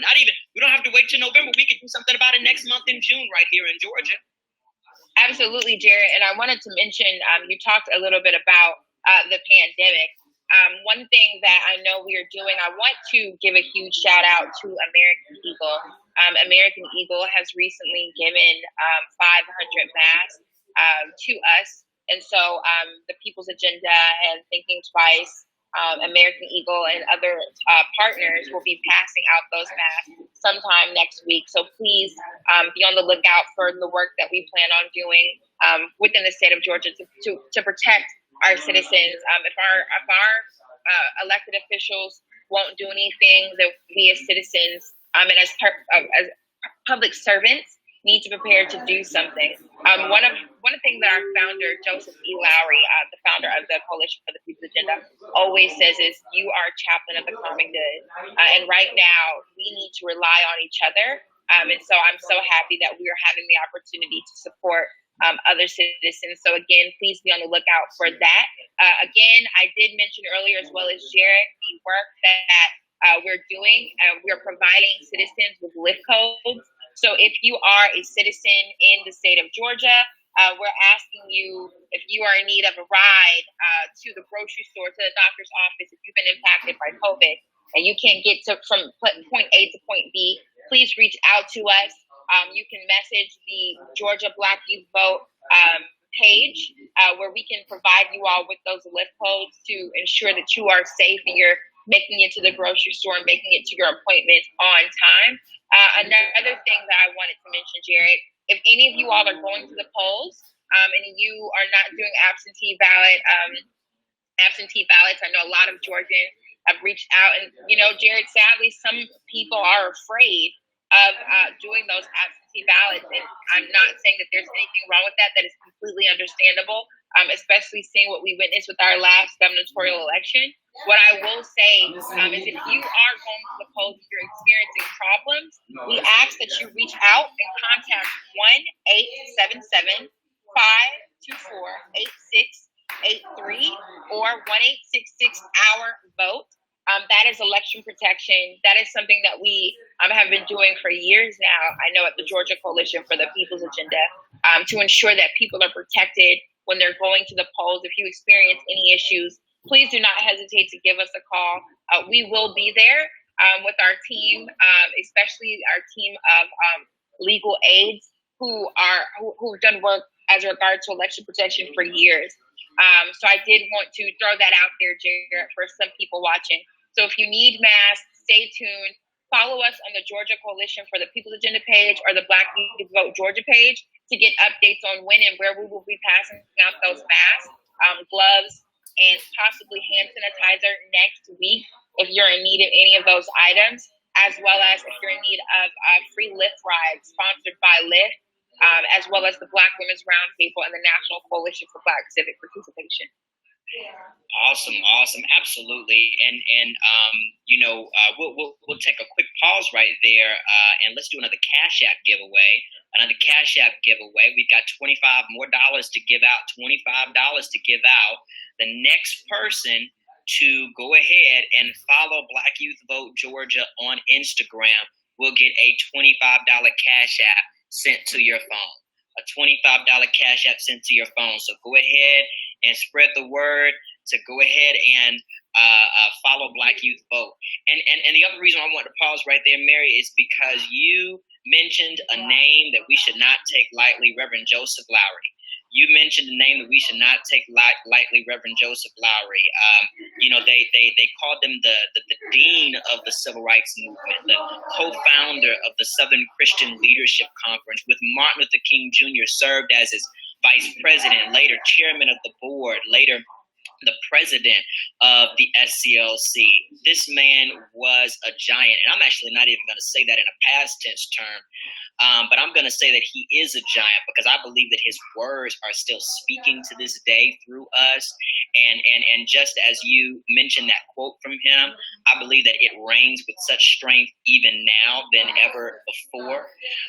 And so we're just so grateful the fact that he paved a way for us and showed us what it looks like, because just as we were talking with John Ossoff a little bit earlier, this is a matter of youth movement.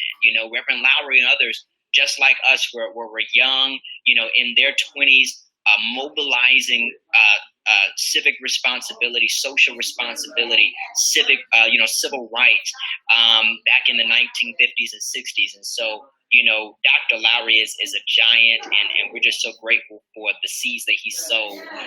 You all, voting is right around the corner in the state of Georgia.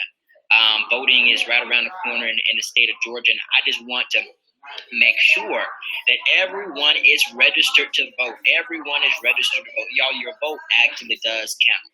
Yes, your vote actually does count. Mary made a very good point about absentee ballots. You all, this absentee ballot, I understand the uneasiness behind us filling out an absentee ballot. We all know what happened in the gubernatorial election back in 2018. We know the fractures in the system.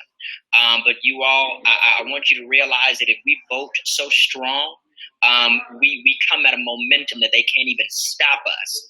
But if we continue to be all that skeptical and not take the risk of being able to have that representation, then we are limiting ourselves of the political power that we hold as citizens, as Black citizens in this country. And so I encourage you, I implore you, make sure that you're registered to vote. The last day to register to vote is May 11th. That is Monday, you guys. Monday. Let me tell you something else that you might not know, because a lot of people don't know this. I didn't even know this until about a year ago, that you can register to vote online. You can register to vote online, and to make it easier for you, the National Coalition for the People's Agenda has a site that you can go to right now, and you can register to vote within minutes. It's unitycampaign.org. Unitycampaign.org. We're going to post that in the Facebook Live, and so that way you all have that there. Unitycampaign.org. Another thing, Jared, that I wanted to mention that a lot of people might not know is that a lot of Georgians should have received their absentee ballot applications in the mail. If you did not receive your absentee ballot application in the mail, the last day to receive an absentee ballot application is on June the 7th. It is important to note that with these absentee ballots, you can mail them in. But with technology today, on the absentee ballot itself that you will receive, there is an email address on it. And all you have to do is literally take a picture and email your absentee ballot to that address. It's that simple. Another thing that I want to talk about, because we're in 2020, and so not only is voting important, but the census is just as important. Just last week, myself and Jared were a part of the Black Youth Vote 2020 Census Week, where we were able to really encourage and educate a lot of our peers on the 2020 census and its importance. Listen, you all, we need you to get counted. The 2020 census survey is not invasive at all.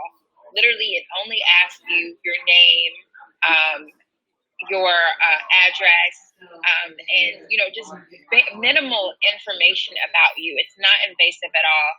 The 2020 census is something that will uplift our communities. We ask ourselves, why are our roads this way? Why don't our schools have adequate funding? Why are a lot of things this way in communities of color specifically? And I believe that the census in general has a lot to do with that. I mean, when you think about the fact that just 10 years ago in 2010, not a lot of people of color were counted. And, we had to wait 10 years for this moment to ensure that our communities got adequate funding. We're in the middle of a pandemic where Medicaid is important. Literally, Medicaid and its funding for specific communities comes from census data. When you think about the fact that maybe 10,000 students in a community will be counted in a community with 20,000 students for 10 years, those 20,000 students have to use funding allocated for that community that was sent to them based off of 10,000 counted students in that community. And so we've been speaking to young people like that. Listen, this matters. You not only need to show up and show out to the polls, but you also need to get counted in the 2020 census. The 2020 census is just as important as voting as of right now. And so I did want to throw that out there, especially as we wait for our next candidate to join us. Yeah, absolutely. You all, that census is important. It's important. It's important. I remember, I was in school and I wondered, why, like you said, why does this school have more, funding here to do this than I do, over here? And, I used to just accept it at face value and just say, it just is what it is. There's nothing I can do about it, until I found out that there was a census that comes around every 10 years. I've been waiting on this because it's showing the government exactly where I am and that I matter. I really do matter. You matter. And so let's really show how much we do matter, in this day and age. And let's show up and let's show out with the census. Make sure that you're registering to vote. Like we said, the last day to register to vote is May the 11th. Early voting begins on May the 18th. Early voting begins on May the 18th, y'all. That's next week, if I'm not mistaken, or maybe the week after next. I'm looking at my calendar. It's the week after next. Early voting is May the 18th, and like Mary said, the last day to request an absentee ballot is June the 1st. That's the last day, y'all. Now let's not be like how we usually are. Let's go ahead and let's go ahead and pick up the phone and call to ensure that we are receiving our absentee ballots early on, okay? Because our first election is June the 9th next month, all right? June the 9th next month. And so our last day to register to vote is May 11th. That's Monday. The election is next month, June 19th. That's for the presidential preference primary. That's for the general primary election, for the nonpartisan general election, and for that special election. All right. We'll worry about the rest a little bit later on. Let's get the first boost of energy put towards the right thing, which is right now. Just like Mary said, let's get our censuses filled out. Y'all know it only takes about 10, 20. It might not even take that long. And Jared, let me make this statement as I'm reading through the comments. The reason why we wanted to do this session or this particular town hall was to ensure that voters were able to make an educated decision based off of the people that showed up to this town hall today. And so that I ask for the people watching when making your comments, we will not tolerate negative comments or cyberbullying with any candidate that decides to join our town hall today. That is just something that will not be tolerated. And I do want to ensure that our candidates feel safe enough. These organizations that we represent are trusted organizations. We are nonpartisan organizations. And so we want to ensure that our candidates who decide to come onto this platform with us feel safe and feel respected. And they've taken their time out of their day to join us today and to educate us on their platforms and what they plan on doing or what they've done in their previous positions before. And so I do want to mention that, Jared. I do know that some candidates, due to that fear, have not joined us tonight. But I just want to say, again, to keep in mind that this is a nonpartisan organization. We really want to ensure that all of our candidates feel safe and welcome in this space. And we just want to hear from them so that our young voters, the voters in general watching us on Facebook Live today, can make educated decisions or the best decision for them when they show up and they get that absentee ballot or they go into that voting booth and vote for the first time. Yeah, there are a lot of first-time voters that I'm super excited about are emerging or immersing into this space, you know. I remember my first time voting was back in 2018, actually, because I didn't turn 18 until, I guess, 2017. And so I wasn't able to vote in the 2012 presidential election or anything like that. So you know, I was super excited to go into that booth and to you know welcome my vote. I was so excited because you know this is something that I believed in for such a long time, and just really grateful for this outlet that we have to educate our fellow young people, our fellow young leaders out there. We're all leaders. We're all leaders in our community. All of our voices count. We all matter. Up next, we've got Teresa Tomlinson. She's going to be calling in just a few moments. And Reverend Raphael Warnock. We've got Teresa Tomlinson and we've got Reverend Raphael Warnock, our last two candidates that we're going to be hearing from tonight. And we're super excited to hear from both of them on tonight. Again, make sure that you head to our Instagram to Black Youth Vote GA, to Black Youth Vote GA. All right, to Black Youth Vote GA.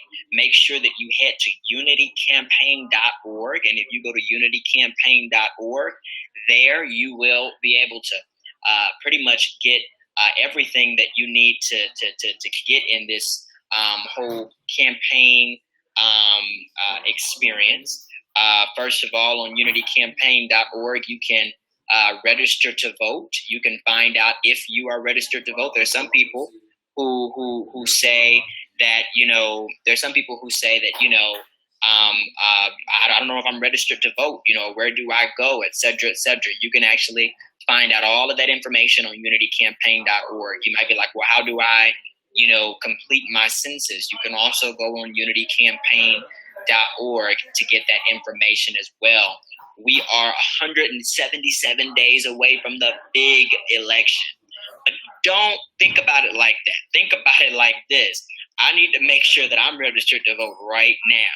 I need to make sure that I'm registered to vote right now, because if I'm registered to vote right now, that's one load that I can take off of my chest, and I can pass the peace, right? And I can make sure that somebody else has done the same, so that I am ready for the big election in November. I'm ready for the next election in June, because remember, we've got the election coming up in June the 9th. Absolutely, Jared. I'm sorry, I was muted. Absolutely. Many people noticed a gap in our schedule. Unfortunately, we did get a last-minute cancellation from U.S. Senate candidate Kelly Loeffler. Unfortunately, she could not join us. However, we are still continuing with our schedule as planned. We are waiting for our upcoming U.S. Senate candidate to join us, Teresa Thompson. But until then, me and Jared are trying to encourage each of you to apply for your absentee ballot applications if you did not receive it in the mail.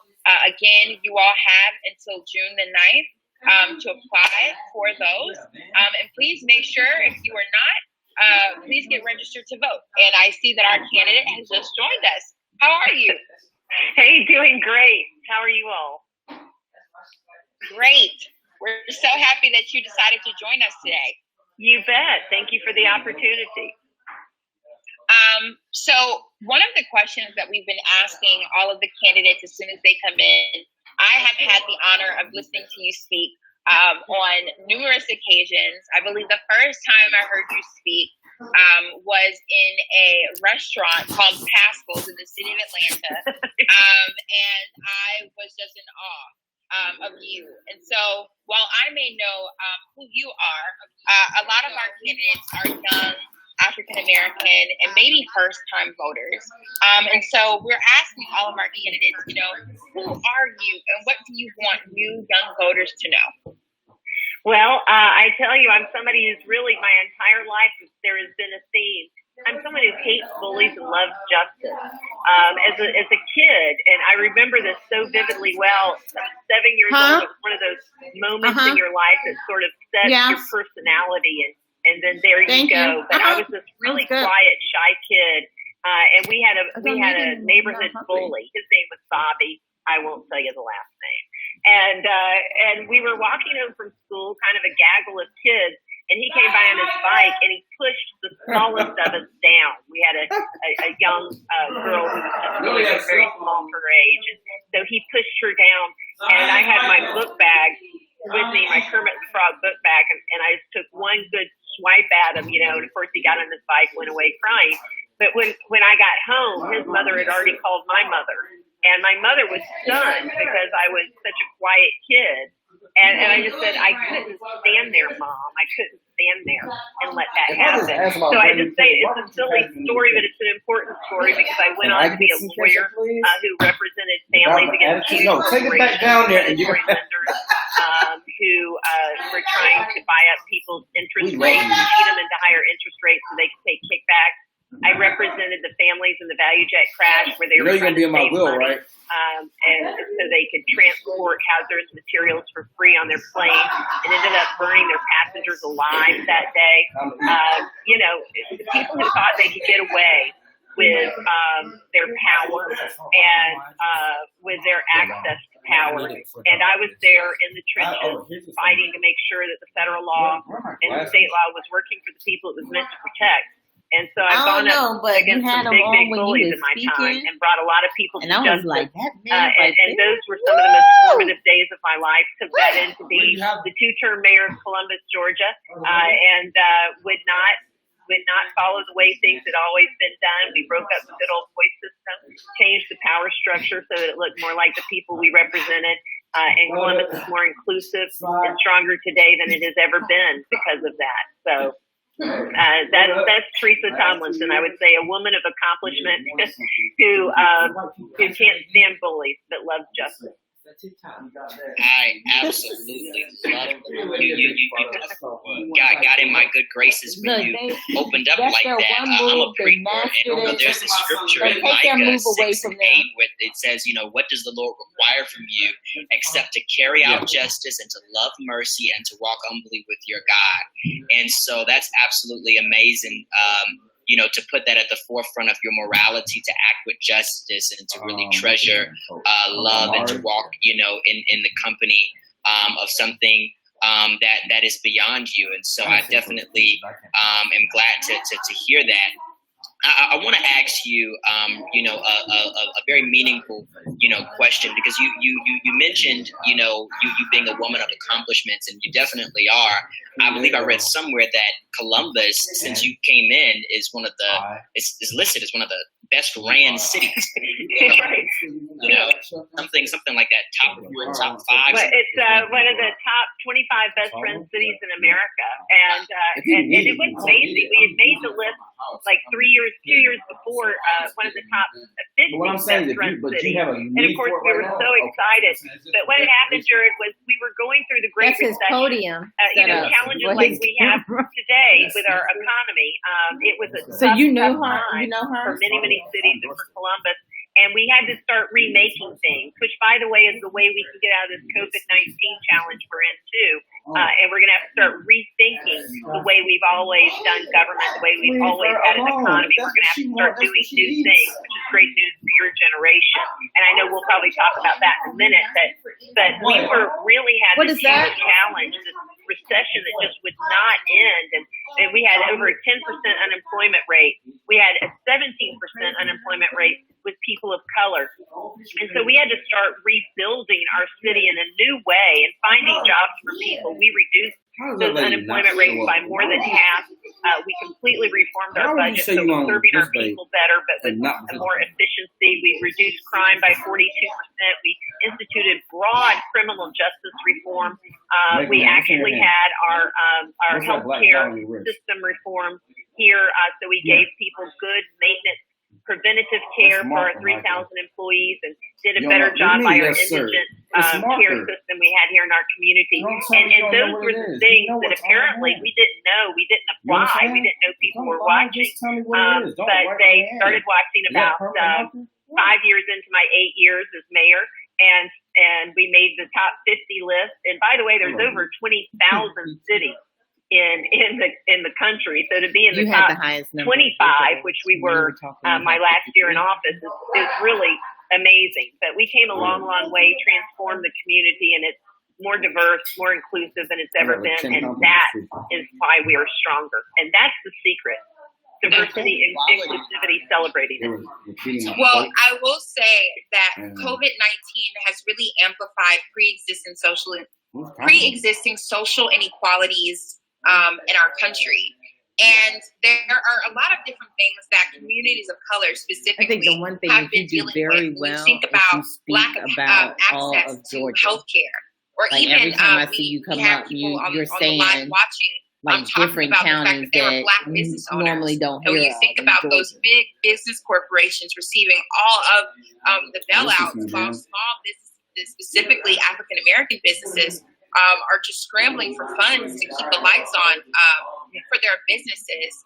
We want to know how would you advocate what's the thing, for Georgians who lack access to things like healthcare and funds. We know if you are elected in November, they're projecting that COVID-19 will come back in the fall, and so you will be walking into something very, very hectic. But like you said, you are used to sticking up for bullies. And so how do you protect us? Yeah, a couple things. You touched on so many great points there. We have been on this 30 or 40-year march of conservatism in this country where they keep trying to tell us that our future lies in making the big corporations bigger. that's where the wealth in the economy needs to go, is to the publicly traded companies. Now, look, let me say something. There's some great publicly traded companies. Coca-Cola, Delta, Aflac here in Columbus. There's some great companies. So we need a balance in our economy. And one thing that our Republican colleagues have done way too much of is too much emphasis on the huge corporations. The system favors them, the tax system favors them, and at the same time, it would blow your mind to learn that a corporation with 15, 20 employees gets taxed at the same rate, as Amazon, and doesn't have all of the offsets. For Amazon doesn't have any taxes in the YouTube video.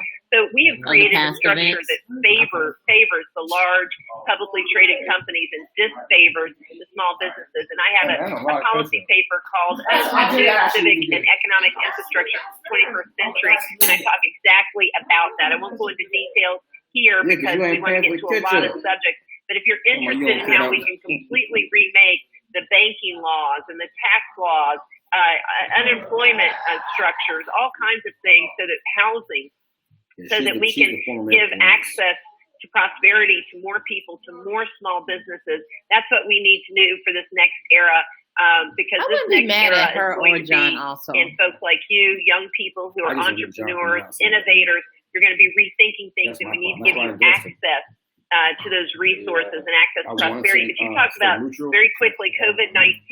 You are absolutely right that it has exacerbated the social and structural injustices we had in our system. And so shame on this country, shame on this state for allowing our infrastructure to get into that place by infrastructure. I'm not talking roads and bridges. I'm talking the civic and economic infrastructure. Stop doing weird things. So we did not expand Medicaid. And what happened as a result is that for 10, 12 years, we had people didn't we have this conversation yesterday? All over Georgia, didn't have access to hospitals, didn't have access to healthcare providers. No, we were saying like if a white guy came up to you. I said if you were dating a white guy. So we could link in our healthcare infrastructure, which were people who've been suffering from diabetes, asthma, and had not been. That's why of the top 10 counties in the United States of America with the most COVID-19 deaths per capita, Georgia has 5. This is the Black, and they're in Southwest Georgia. Those areas where there's not been hospitals did you record on my clinics and things to help people. Yeah, I'm still recording. That's why I have it up. And so we've failed our people. We've got to have. Well, I didn't want to just stop it. Real thoughts about how we can improve our healthcare system. So is this to get the Black vote? So expanding on COVID-19, this is predominantly Black youth. We have some questions from our Facebook Live audience.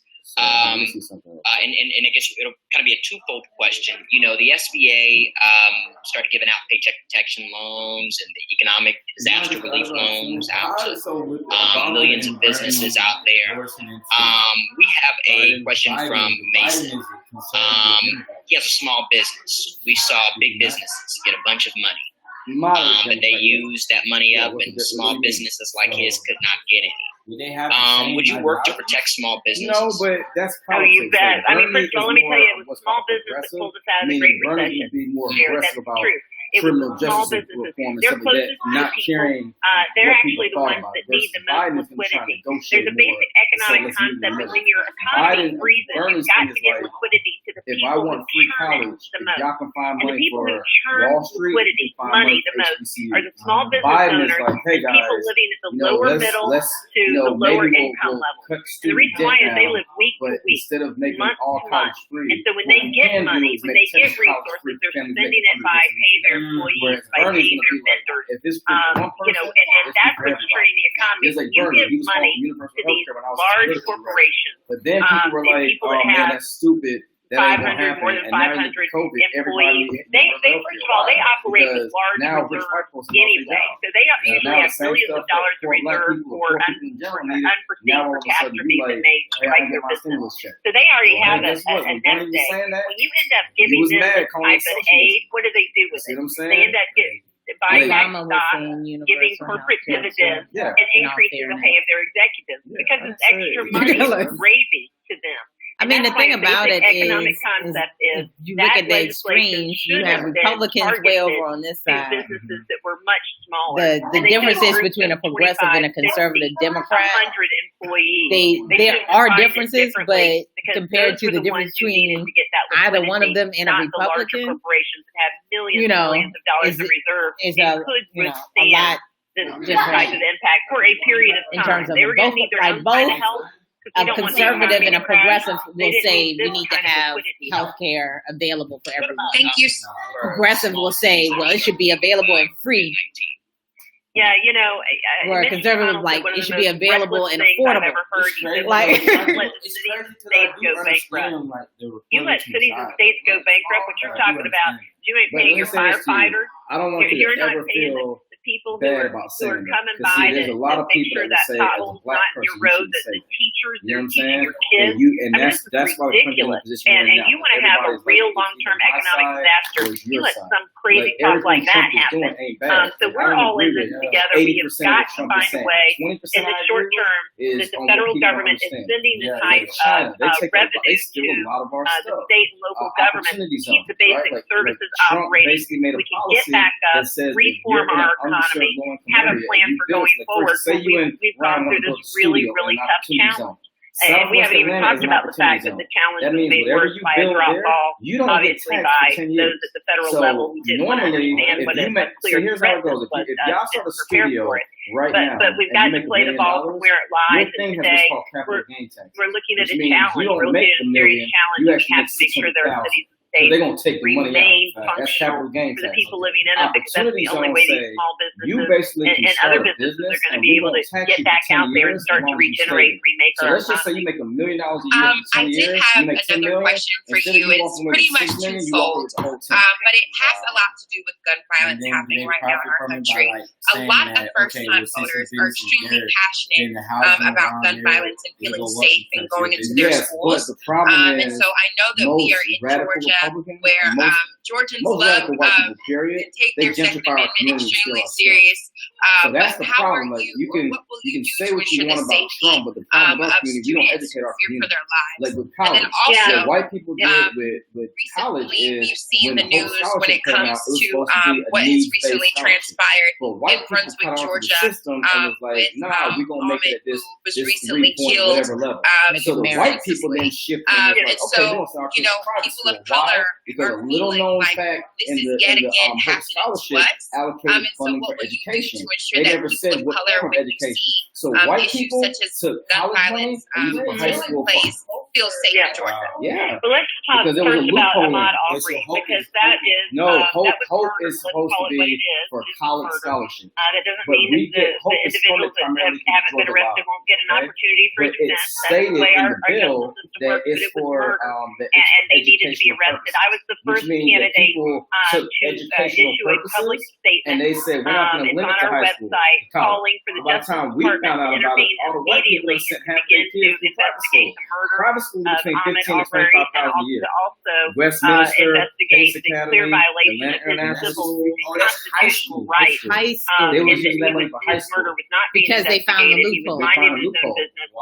And that's the thing, like you got to read laws. Like when Donald Trump instituted the immigration ban, to hunt black men in right? this country. I'll give you a better one. Y'all murder, Interpol. and it's over. So you want to and we have to stand up and let these people, or these leaders who have frankly, in some instances, they incite the kind of hatred and division that would allow these folks to think that this would be okay, and then they use it when it happens by looking the other way and not conducting a typical, so they go and get the stuff early. Then by the criminal time the tariff hits us, clearly we're criminal struggling. conduct. Like, so if you I know have we no put the tariff on tolerance for France, it. As we're you the most can people see, buy their as your United material States for Senator, I would be doing a couple of things. So we about to put a First of tariff all, on making France sure that we had somebody confirmed as the head of the Justice Department that actually believed in justice, like by the time the and tariff actually hits, understood everything the role of skyrockets. the Justice Department right? is to oversee the constitutional rights of the people of this great country, and that includes the right to walk the streets. You went and brought all your cotton for the next 5 years. You're going to go to France, and you're going to be like, okay,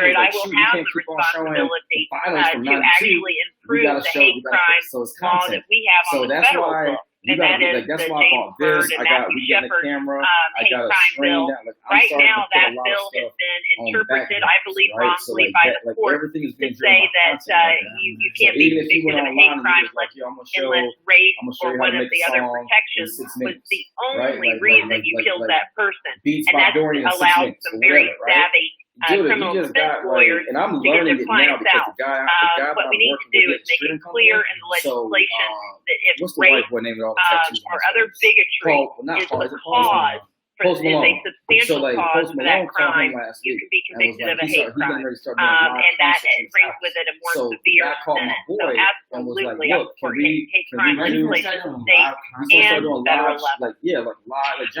So I did want to ask you my final question. Everything is going and this is the last question. Entertainment is going to never be the same again. Such as like even if you do live shows, right? What's going to happen and what's going to happen next year is like right now they just put the Met Gala. Like they have this thing, this Met contest online. Why?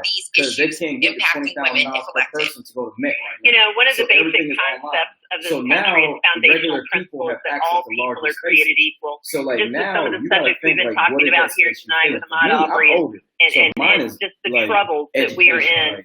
We see that that's not true. We've got a lot of work to do. And so legislatively, we can set standards below which people cannot fall, and that is the Equal Rights Amendment, which now has been ratified by enough states to go ahead and make it law. We need to get that done because apparently there are some people who don't believe that women are co-equal citizens, don't believe that they have the basic understanding and concepts to dictate their own bodily right to bodily autonomy, to reproductive health. Those days are done. They're behind us. And we also have to understand that women have to be paid for equal work. We have to enforce the legislation that we currently have and improve upon it to make sure that women are getting paid, that there's transparency, they're getting paid at the same rate as men who are doing the same job, and that there's transparency in the pay rate. Because right now a lot of women are working in ignorance that they're not being paid at the same level as men. And so we can go a long way through our equal employment opportunity laws to make sure that those things are enforced. Parental leave legislation, sick leave legislation, all of that helps women because disproportionately the responsibility of families falls on women, and the maternal mortality that you're talking about is again a mark of shame on this country, that we would have women of color dying at the same rate that they do in third world countries because we haven't invested and haven't made the legislative changes, for instance, to cover women up to 2 years after they give birth to make sure that some of these conditions that arise during pregnancy and linger and ultimately can result in their death are caught or treated because they're completely preventable. We can do these things. We just have to have the right leaders. And so I know you said that's the last question, so I'm going to wrap it up and close. You guys, this is such an important election. And this particular race I'm in to replace David Perdue, who has been this president, enabler in chief. This is critically important. We cannot allow him to default into a second term because of the chaos and dysfunction that he has brought to our doorstep. And so when you go in, either on or before June 9th, and you vote, I'm asking you to vote for Teresa Tomlinson. I am the only candidate in the field who has ever won an election and who has ever governed and governed well. And whereas that might not be important in an open race, I am telling you it's important when you're trying to be an incumbent. And that's what we've got in David Perdue is an incumbent. And I'm the only one who can stand on the stage and look him in the eye and say, I have provided good government to the people I have served, and you, sir, have failed us. And that's what we need to win. So if you're ready to win, if you're ready for better government, you vote for Teresa Tomlinson, and we'll beat David Perdue in November. And thank you guys very, very much. I'm so appreciative of your activism. Thank you so much. Thank you very much. Absolutely. Thank you. You're amazing. Thanks, guys. Have a good one. TeresaTomlinson.com. Thank you so much to Mayor Tomlinson for coming on and for gracing us with her presence and sharing with us her platform. You all, we're having another Cash App challenge. We're having another Cash App challenge. That's our last Cash App challenge for the night. All right, we're going to be giving out $25. Again, whoever follows, the first person right now to follow Black Youth Vote Georgia on Instagram, that's Black Youth Vote GA on Instagram, we are giving away $25. All right, so we are going to continue with now our last candidate for the night, someone who I've actually always looked up to in several facets. One, just as a person, as a human being, a part of the beloved community.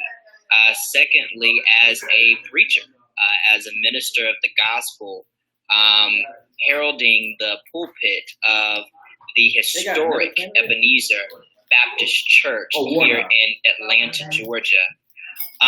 Third, as a man of integrity and civic responsibility, someone who has always had a vested interest in the community and has never been shameful of speaking for the voiceless or anything as to that matter.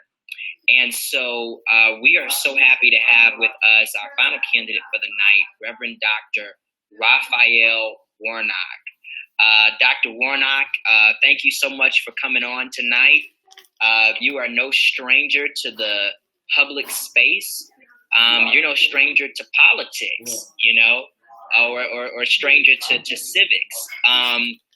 But for those who do not know you as well as I know you, having have followed your career, or Mary knows you having has followed your career, tell the audience that's watching, who is Raphael Warnock?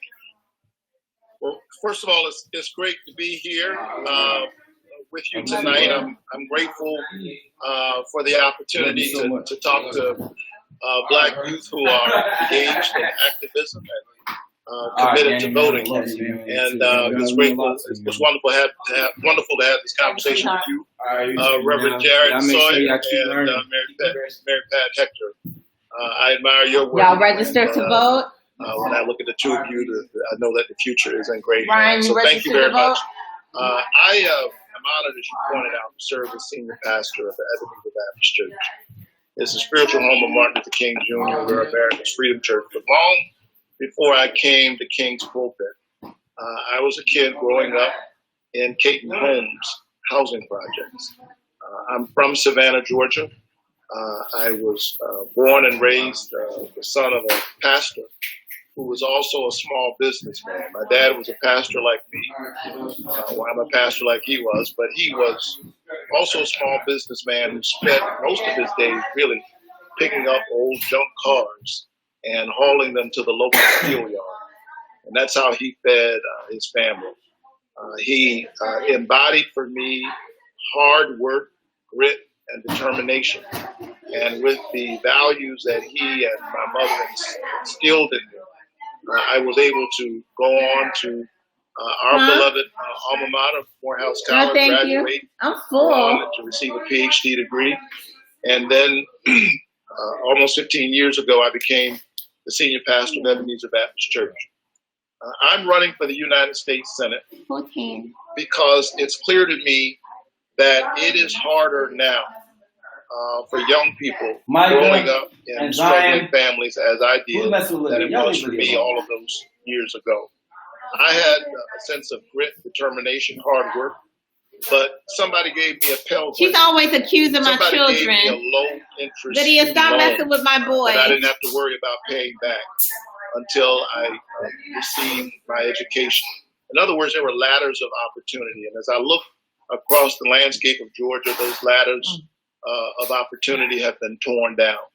And so I'm running to do the kinds of things that I've always done, fight for quality, accessible health care for all, to fight to make sure that young people, no matter their zip code, have access to a quality education, whether that's a 4-year college degree or technical and vocational training that prepares them for the new economy. I'm fighting so that our mothers and grandmothers and grandfathers don't have to decide between prescription drugs and food. So when you're part of so I've these always things, been an advocate, like right before you go on, the American spirit, you should send out like a message or something to say like, hey, the honor to serve, the people of Georgia in the United States. Right before you go on, send a message. Thank you so much for those say, words. Like, hey, I'm on. Currently, most of us are in the house quarantining due to COVID-19. And as a community advocate, I can truly say that COVID-19 has truly shown us the racial inequalities present within our system, especially when you look at the fact that many people of color lack access to health care. If elected, will you advocate for Georgians who lack that access to health care amid the recent outbreak? Thank you so very much for the question. Don't do that. You're absolutely That's right. not okay. We are seeing in the midst of this crisis the long legacy of structural inequality and access to care, economic inequality.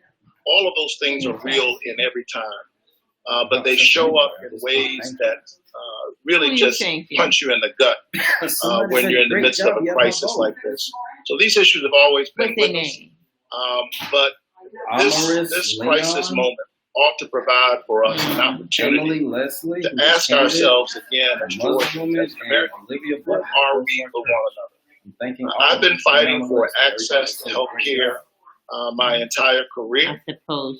When Georgia refused to accept the Medicaid expansion, I staged a sit-in along with other activists in the governor's office because we've had one Republican governor after another refusing to accept the Medicaid expansion.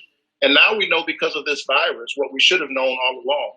And that is that my neighbor's health and inability and ability to access health care impacts my own health and well-being. I need my neighbor right now to be healthy so I can be healthy because there's a deadly virus in the air. I submit that that's true all the time. And so as a United States Senator, I will continue to fight for health care as a human right. I will fight to make sure that people with a pre-existing condition can access health care and that we will have quality, affordable health care with choice. Thank you so much. I have a question, for you as it relates to what measures do you support to improve and secure elections and voting in our country? We know what happened back in 2018 gubernatorial election with Stacey Abrams. What measures do you support to improve and secure elections and voting in our country? Thank you so very much. So with me, Jared, you don't have to simply ask what will I be doing. What you really ought to ask is what has the candidate been doing to suggest their commitment to these issues. And I've been working to fight for voting rights for years. When Stacey Abrams and I began working with the New Georgia Project back in 2014, there was a lot of that's our home fire state. From the leadership our screensavers, our family. And that's because they knew that your TV in a direction that would suggest that we could create a new future for Georgia. And so we began to do that work. We've registered through the New Georgia Project, which I chaired, 400,000 new voters since 2014. We've registered in this state 700,000 new voters since 2018. I think that the right to vote, as John Lewis, my parishioner, often says, is almost sacred. I think it actually is sacred. And I fight so hard for this issue because I think about people like John Lewis who paid such a high price. As he says, in his own way, he gave a little blood on a bridge. He actually came very close to losing his life. And so you will see in me somebody who will fight for the renewal of the Voting Rights Act. We've seen the impact of us losing that protection over the last several years as Republican-led legislatures all across the country have tried to make it more and more difficult to vote. So I believe that people ought to be able to vote by mail. In the primary, we ought to be fighting for it to make sure it happens in the general election. People ought to be able to access same registration in a country as advanced technologically as ours. We need to be about the business of making voting easier and not harder. That's the work that I've been doing. If you Google me, you'll see that that's work I've been engaged in for years as chairman of the New Georgia Project. And now I'm hoping to move from being agitator to legislator to make sure that people have a right to vote. And I just want to say to the young people who are paying attention, or whoever's out there today, if you don't think, if your vote didn't matter, and I hear that sometimes, I don't know what makes a difference. If you don't know that it makes a difference, certainly folks who don't want us to be able to raise our voices, they know how important it is. If it weren't so valuable, they wouldn't be working so hard to take it. Absolutely. Many of the people watching today are young people of color, some first-time voters, and one of the more important issues that impact us is gun violence. Right now, we are watching what's transpiring in Brunswick, Georgia. When you look at what's happening with Ahmaud Arbery, right? And so, if elected, what will you do to ensure that young people or people of color in this state feel safe as regards to guns? Many students advocated and marched, when you think about March for Our Lives, for gun sense legislation. How do you feel about that, and how will you protect young Georgians? So let me just say, first of all, that my heart really goes out to the family of Ahmaud Arbery. I reluctantly, I'll admit, watched the video a couple of days ago. I knew when someone sent it to me because we've seen this kind of thing so many times before. I knew that this was going to be another painful situation. But I watched the video a couple of days ago. And as the father of a young son who's just 1.5 now, I'm thinking about him and the commitment that I've made to him, that I will fight so that when he's of age, hopefully we're having a different discussion. As an uncle of young black men and black women, as a black man myself, you'll do what? You'll do what? No, say it loud. No, you'll do what? This is an issue that I've been working on for years. We saw it with the Trayvon Martin case.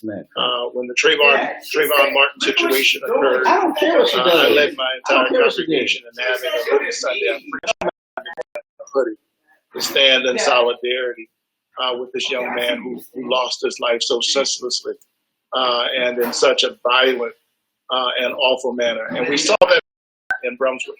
So we have to stand up. I think it's certainly a good thing that finally, after more than 70 days, and after so much attention was given to the case, there was finally an arrest. But we must remain vigilant. You asked him about gun control. We can't forget that George Zimmerman was also arrested, but never convicted. Let me say also, Mary Pat, as we look at this issue, there are a lot of angles.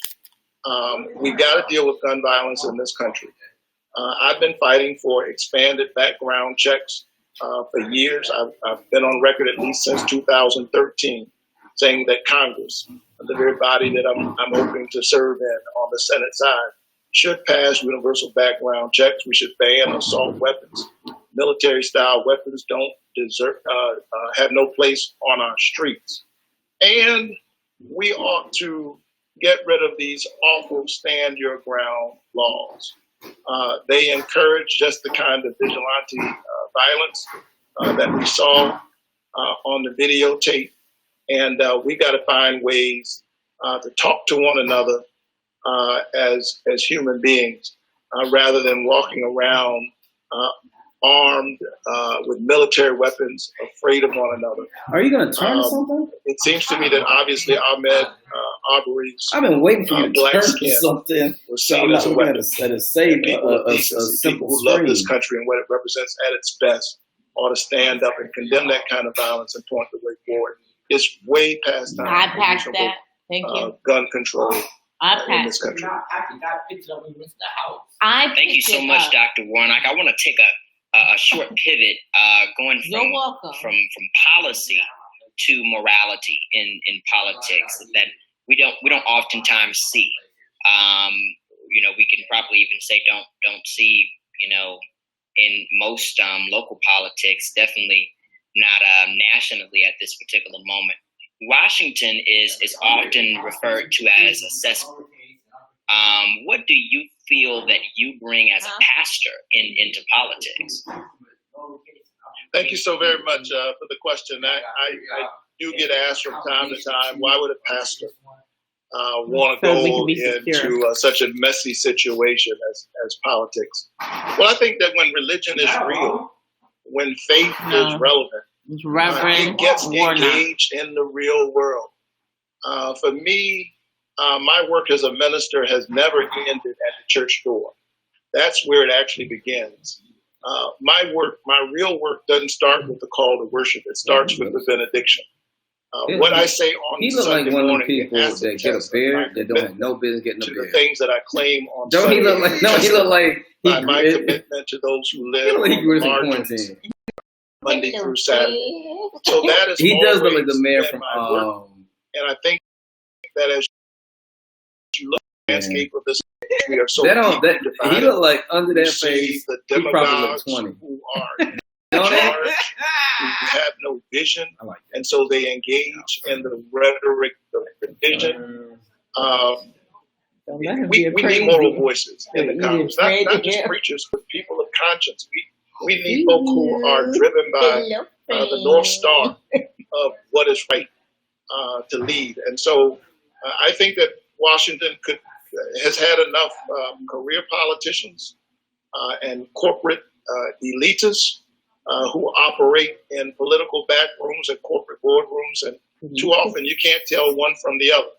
And I think the country could use more moral voices behind the public policy debates that we're having. I think is a fundamental question about the character of the country and the soul of our nation. I think the Senate could use a pastor, and the nation could use yet one more voice in the United States. Hey, well. Thank you so much. I want to ask you now a question about the murder of Ahmaud, Arbery. You spoke about, gun violence earlier with Mary Pat, and you talked about how that was another tragic example of racist profiling of Black men as criminals. Here it is, as Black youth have been marching, declaring to the world that Black Lives Matter, and yet again, the perpetrators of this heinous crime had not been arrested until yesterday. How will you work now, policy-wise, to help advance racial justice in Georgia? Again, this is work that I've been doing all along. In fact, last summer at my church, we organized a multiracial, multi-faith conference focused on criminal justice reform. This is an issue that I've been focused on for years. I think that it is a scandal and a scar on the soul of our nation. And then you're still going to grow bigger. And that is mass incarceration. And the thing about it is, like, when you we Americans are 5% of the world's population. We warehouse 25%. You don't want me walking around like this. You want me to give you some prison construction has climbed across the last 4 decades in our country, irrespective of actual crime rates.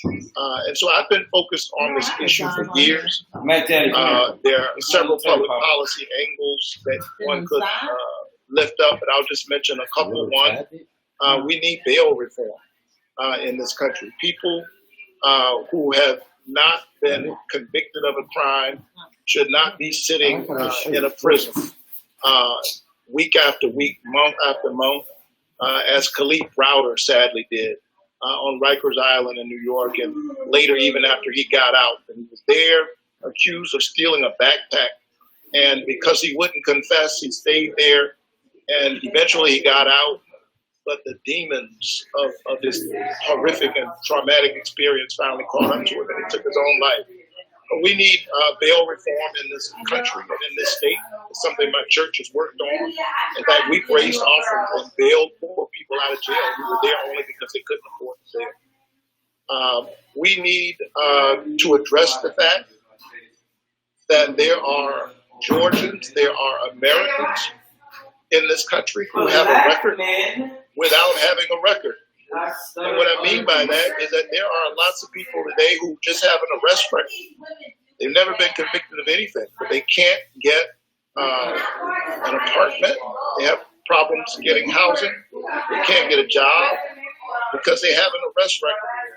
Well, my church had the first one-stop shop expungement event in our state a couple of years ago, where we expunged people's records, changed their lives, and gave them a new opportunity to re-enter the job market so they could be productive citizens.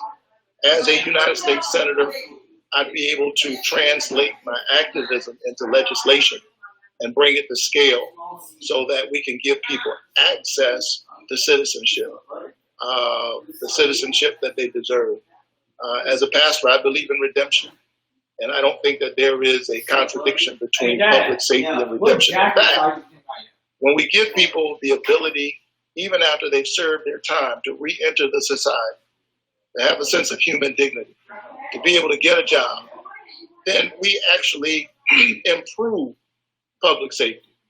But if you close all the doors of re-entry into society, in many instances, just for people having an arrest record, you actually make the world less safe for all of us. And so these are some of the things that I'll be working on as a United States Senator. I'll ask you the final question. Honestly, as an activist, I learned that the only way, bringing awareness to a lot of these issues are great. But in order to really see effective change, you really have to do that through policy. And so we understand that a lot of policies that we try to push through as activists, we talk about gun violence legislation and different issues that we've been advocating for years on, it's really impacted by policy. If elected, how will you reach across the aisle in order to get some of these things done? And also, with doing that, how will we ensure that we're still looking out for people who elected us in office? Thank you so much. As a pastor, I get a lot of practice bringing peace in situations where people have deep differences. And so when folks ask me, well, how's a pastor going to serve in a political situation? I say they must have they apparently haven't spent much time in the Baptist church. If you can get choir number A and choir B to get along, those who like gospel, contemporary music, and those who like traditional anthems, that's good preparation for politics. But I have friends on the other side of there, and I think it's important to keep the conversation going. You talk about the house? On this issue, for example, around criminal justice reform.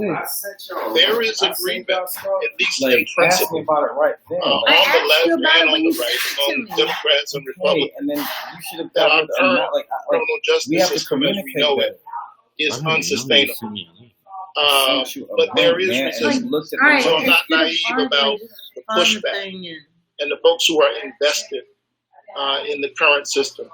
Systems of brokenness continue to exist often, not because they're logical, not because they make sense, not because there's no other way of thinking about it, but because somebody is literally invested in the brokenness. And so that's why we have private prisons. That's why we warehouse 25% of the world's prisoners. That's why we haven't pushed through common sense gun reform, universal background checks, although most Americans agree that we ought to have reasonable gun reform. And so what I want to do is to bring that kind of common sense to Washington, D.C. And I'll tell you this, Mary Pat, I think that part of the issue I don't know what to do on this. is that over the years, we've grown accustomed to professional politicians, people who run for office. That is their sole focus, as it were. This email, and they're very much focused on the next election. And I know you got to be in office in order to do certain things. But sometimes I think politicians are so focused on the next election that they forget about the next generation. And what I want to promise you is that if you will stand with me and support me, and make sure that our young people show up to vote for me. What does that say right thinking there? About read who that says to. The very next election. I never seen you get a next generation. I think about the next generation. No, I'll register them. Give me the phone. Y'all keep telling me I didn't send something. I didn't say you didn't send it. You never said you didn't send it. You said we didn't send it. That's the work that I intend to do. I showed it to you. I want to ask you to go to warnock.com. We need volunteers. We need supporters. And I'm hoping to run not just a campaign, but a movement. I've never forgotten about that young kid who grew up in Caton Homes housing projects. I was not the baby of my family, but the knee baby, the baby next to the baby. 11 sisters and brothers. Somehow I made it through Morehouse College because somebody gave me an opportunity. Somebody reached back and helped me to realize my dream. My work is to help us keep the promises that all of us make to our children.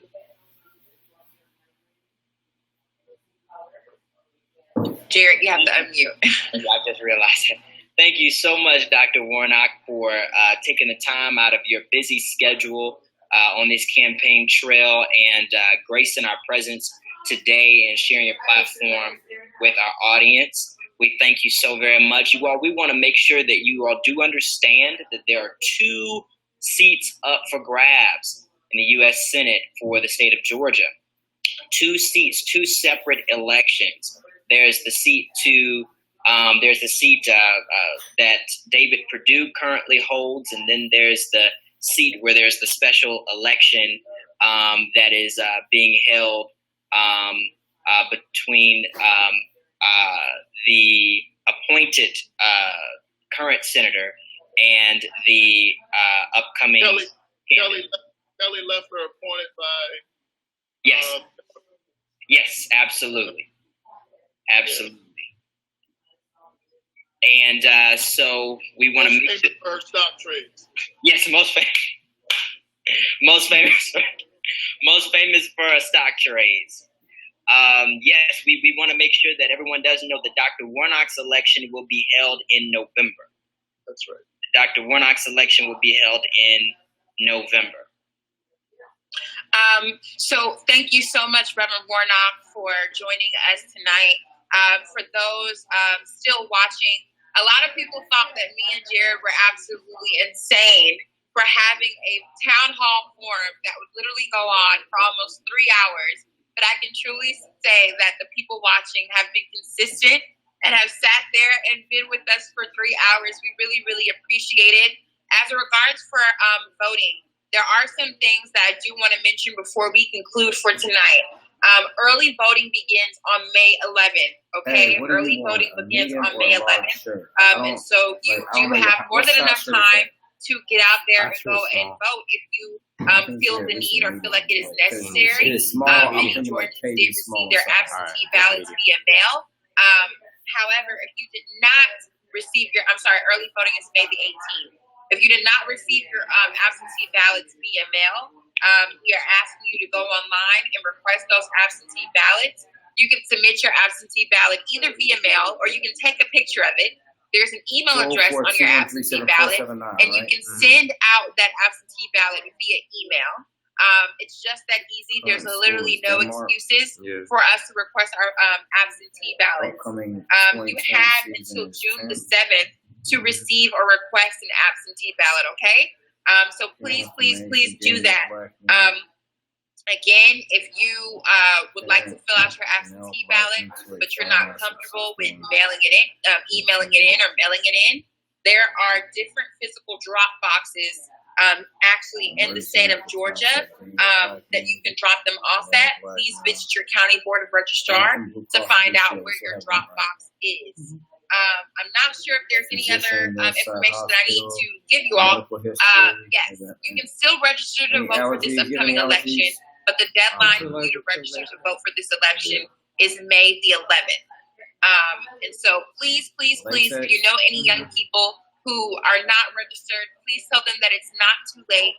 You can still register. It is very, very important for us to be politically engaged. And the reason why we wanted to have this town hall again, and I've emphasized this a lot today, is because we want young people to know that the only election out there is that the presidential election is not the only election out there. All politics is local.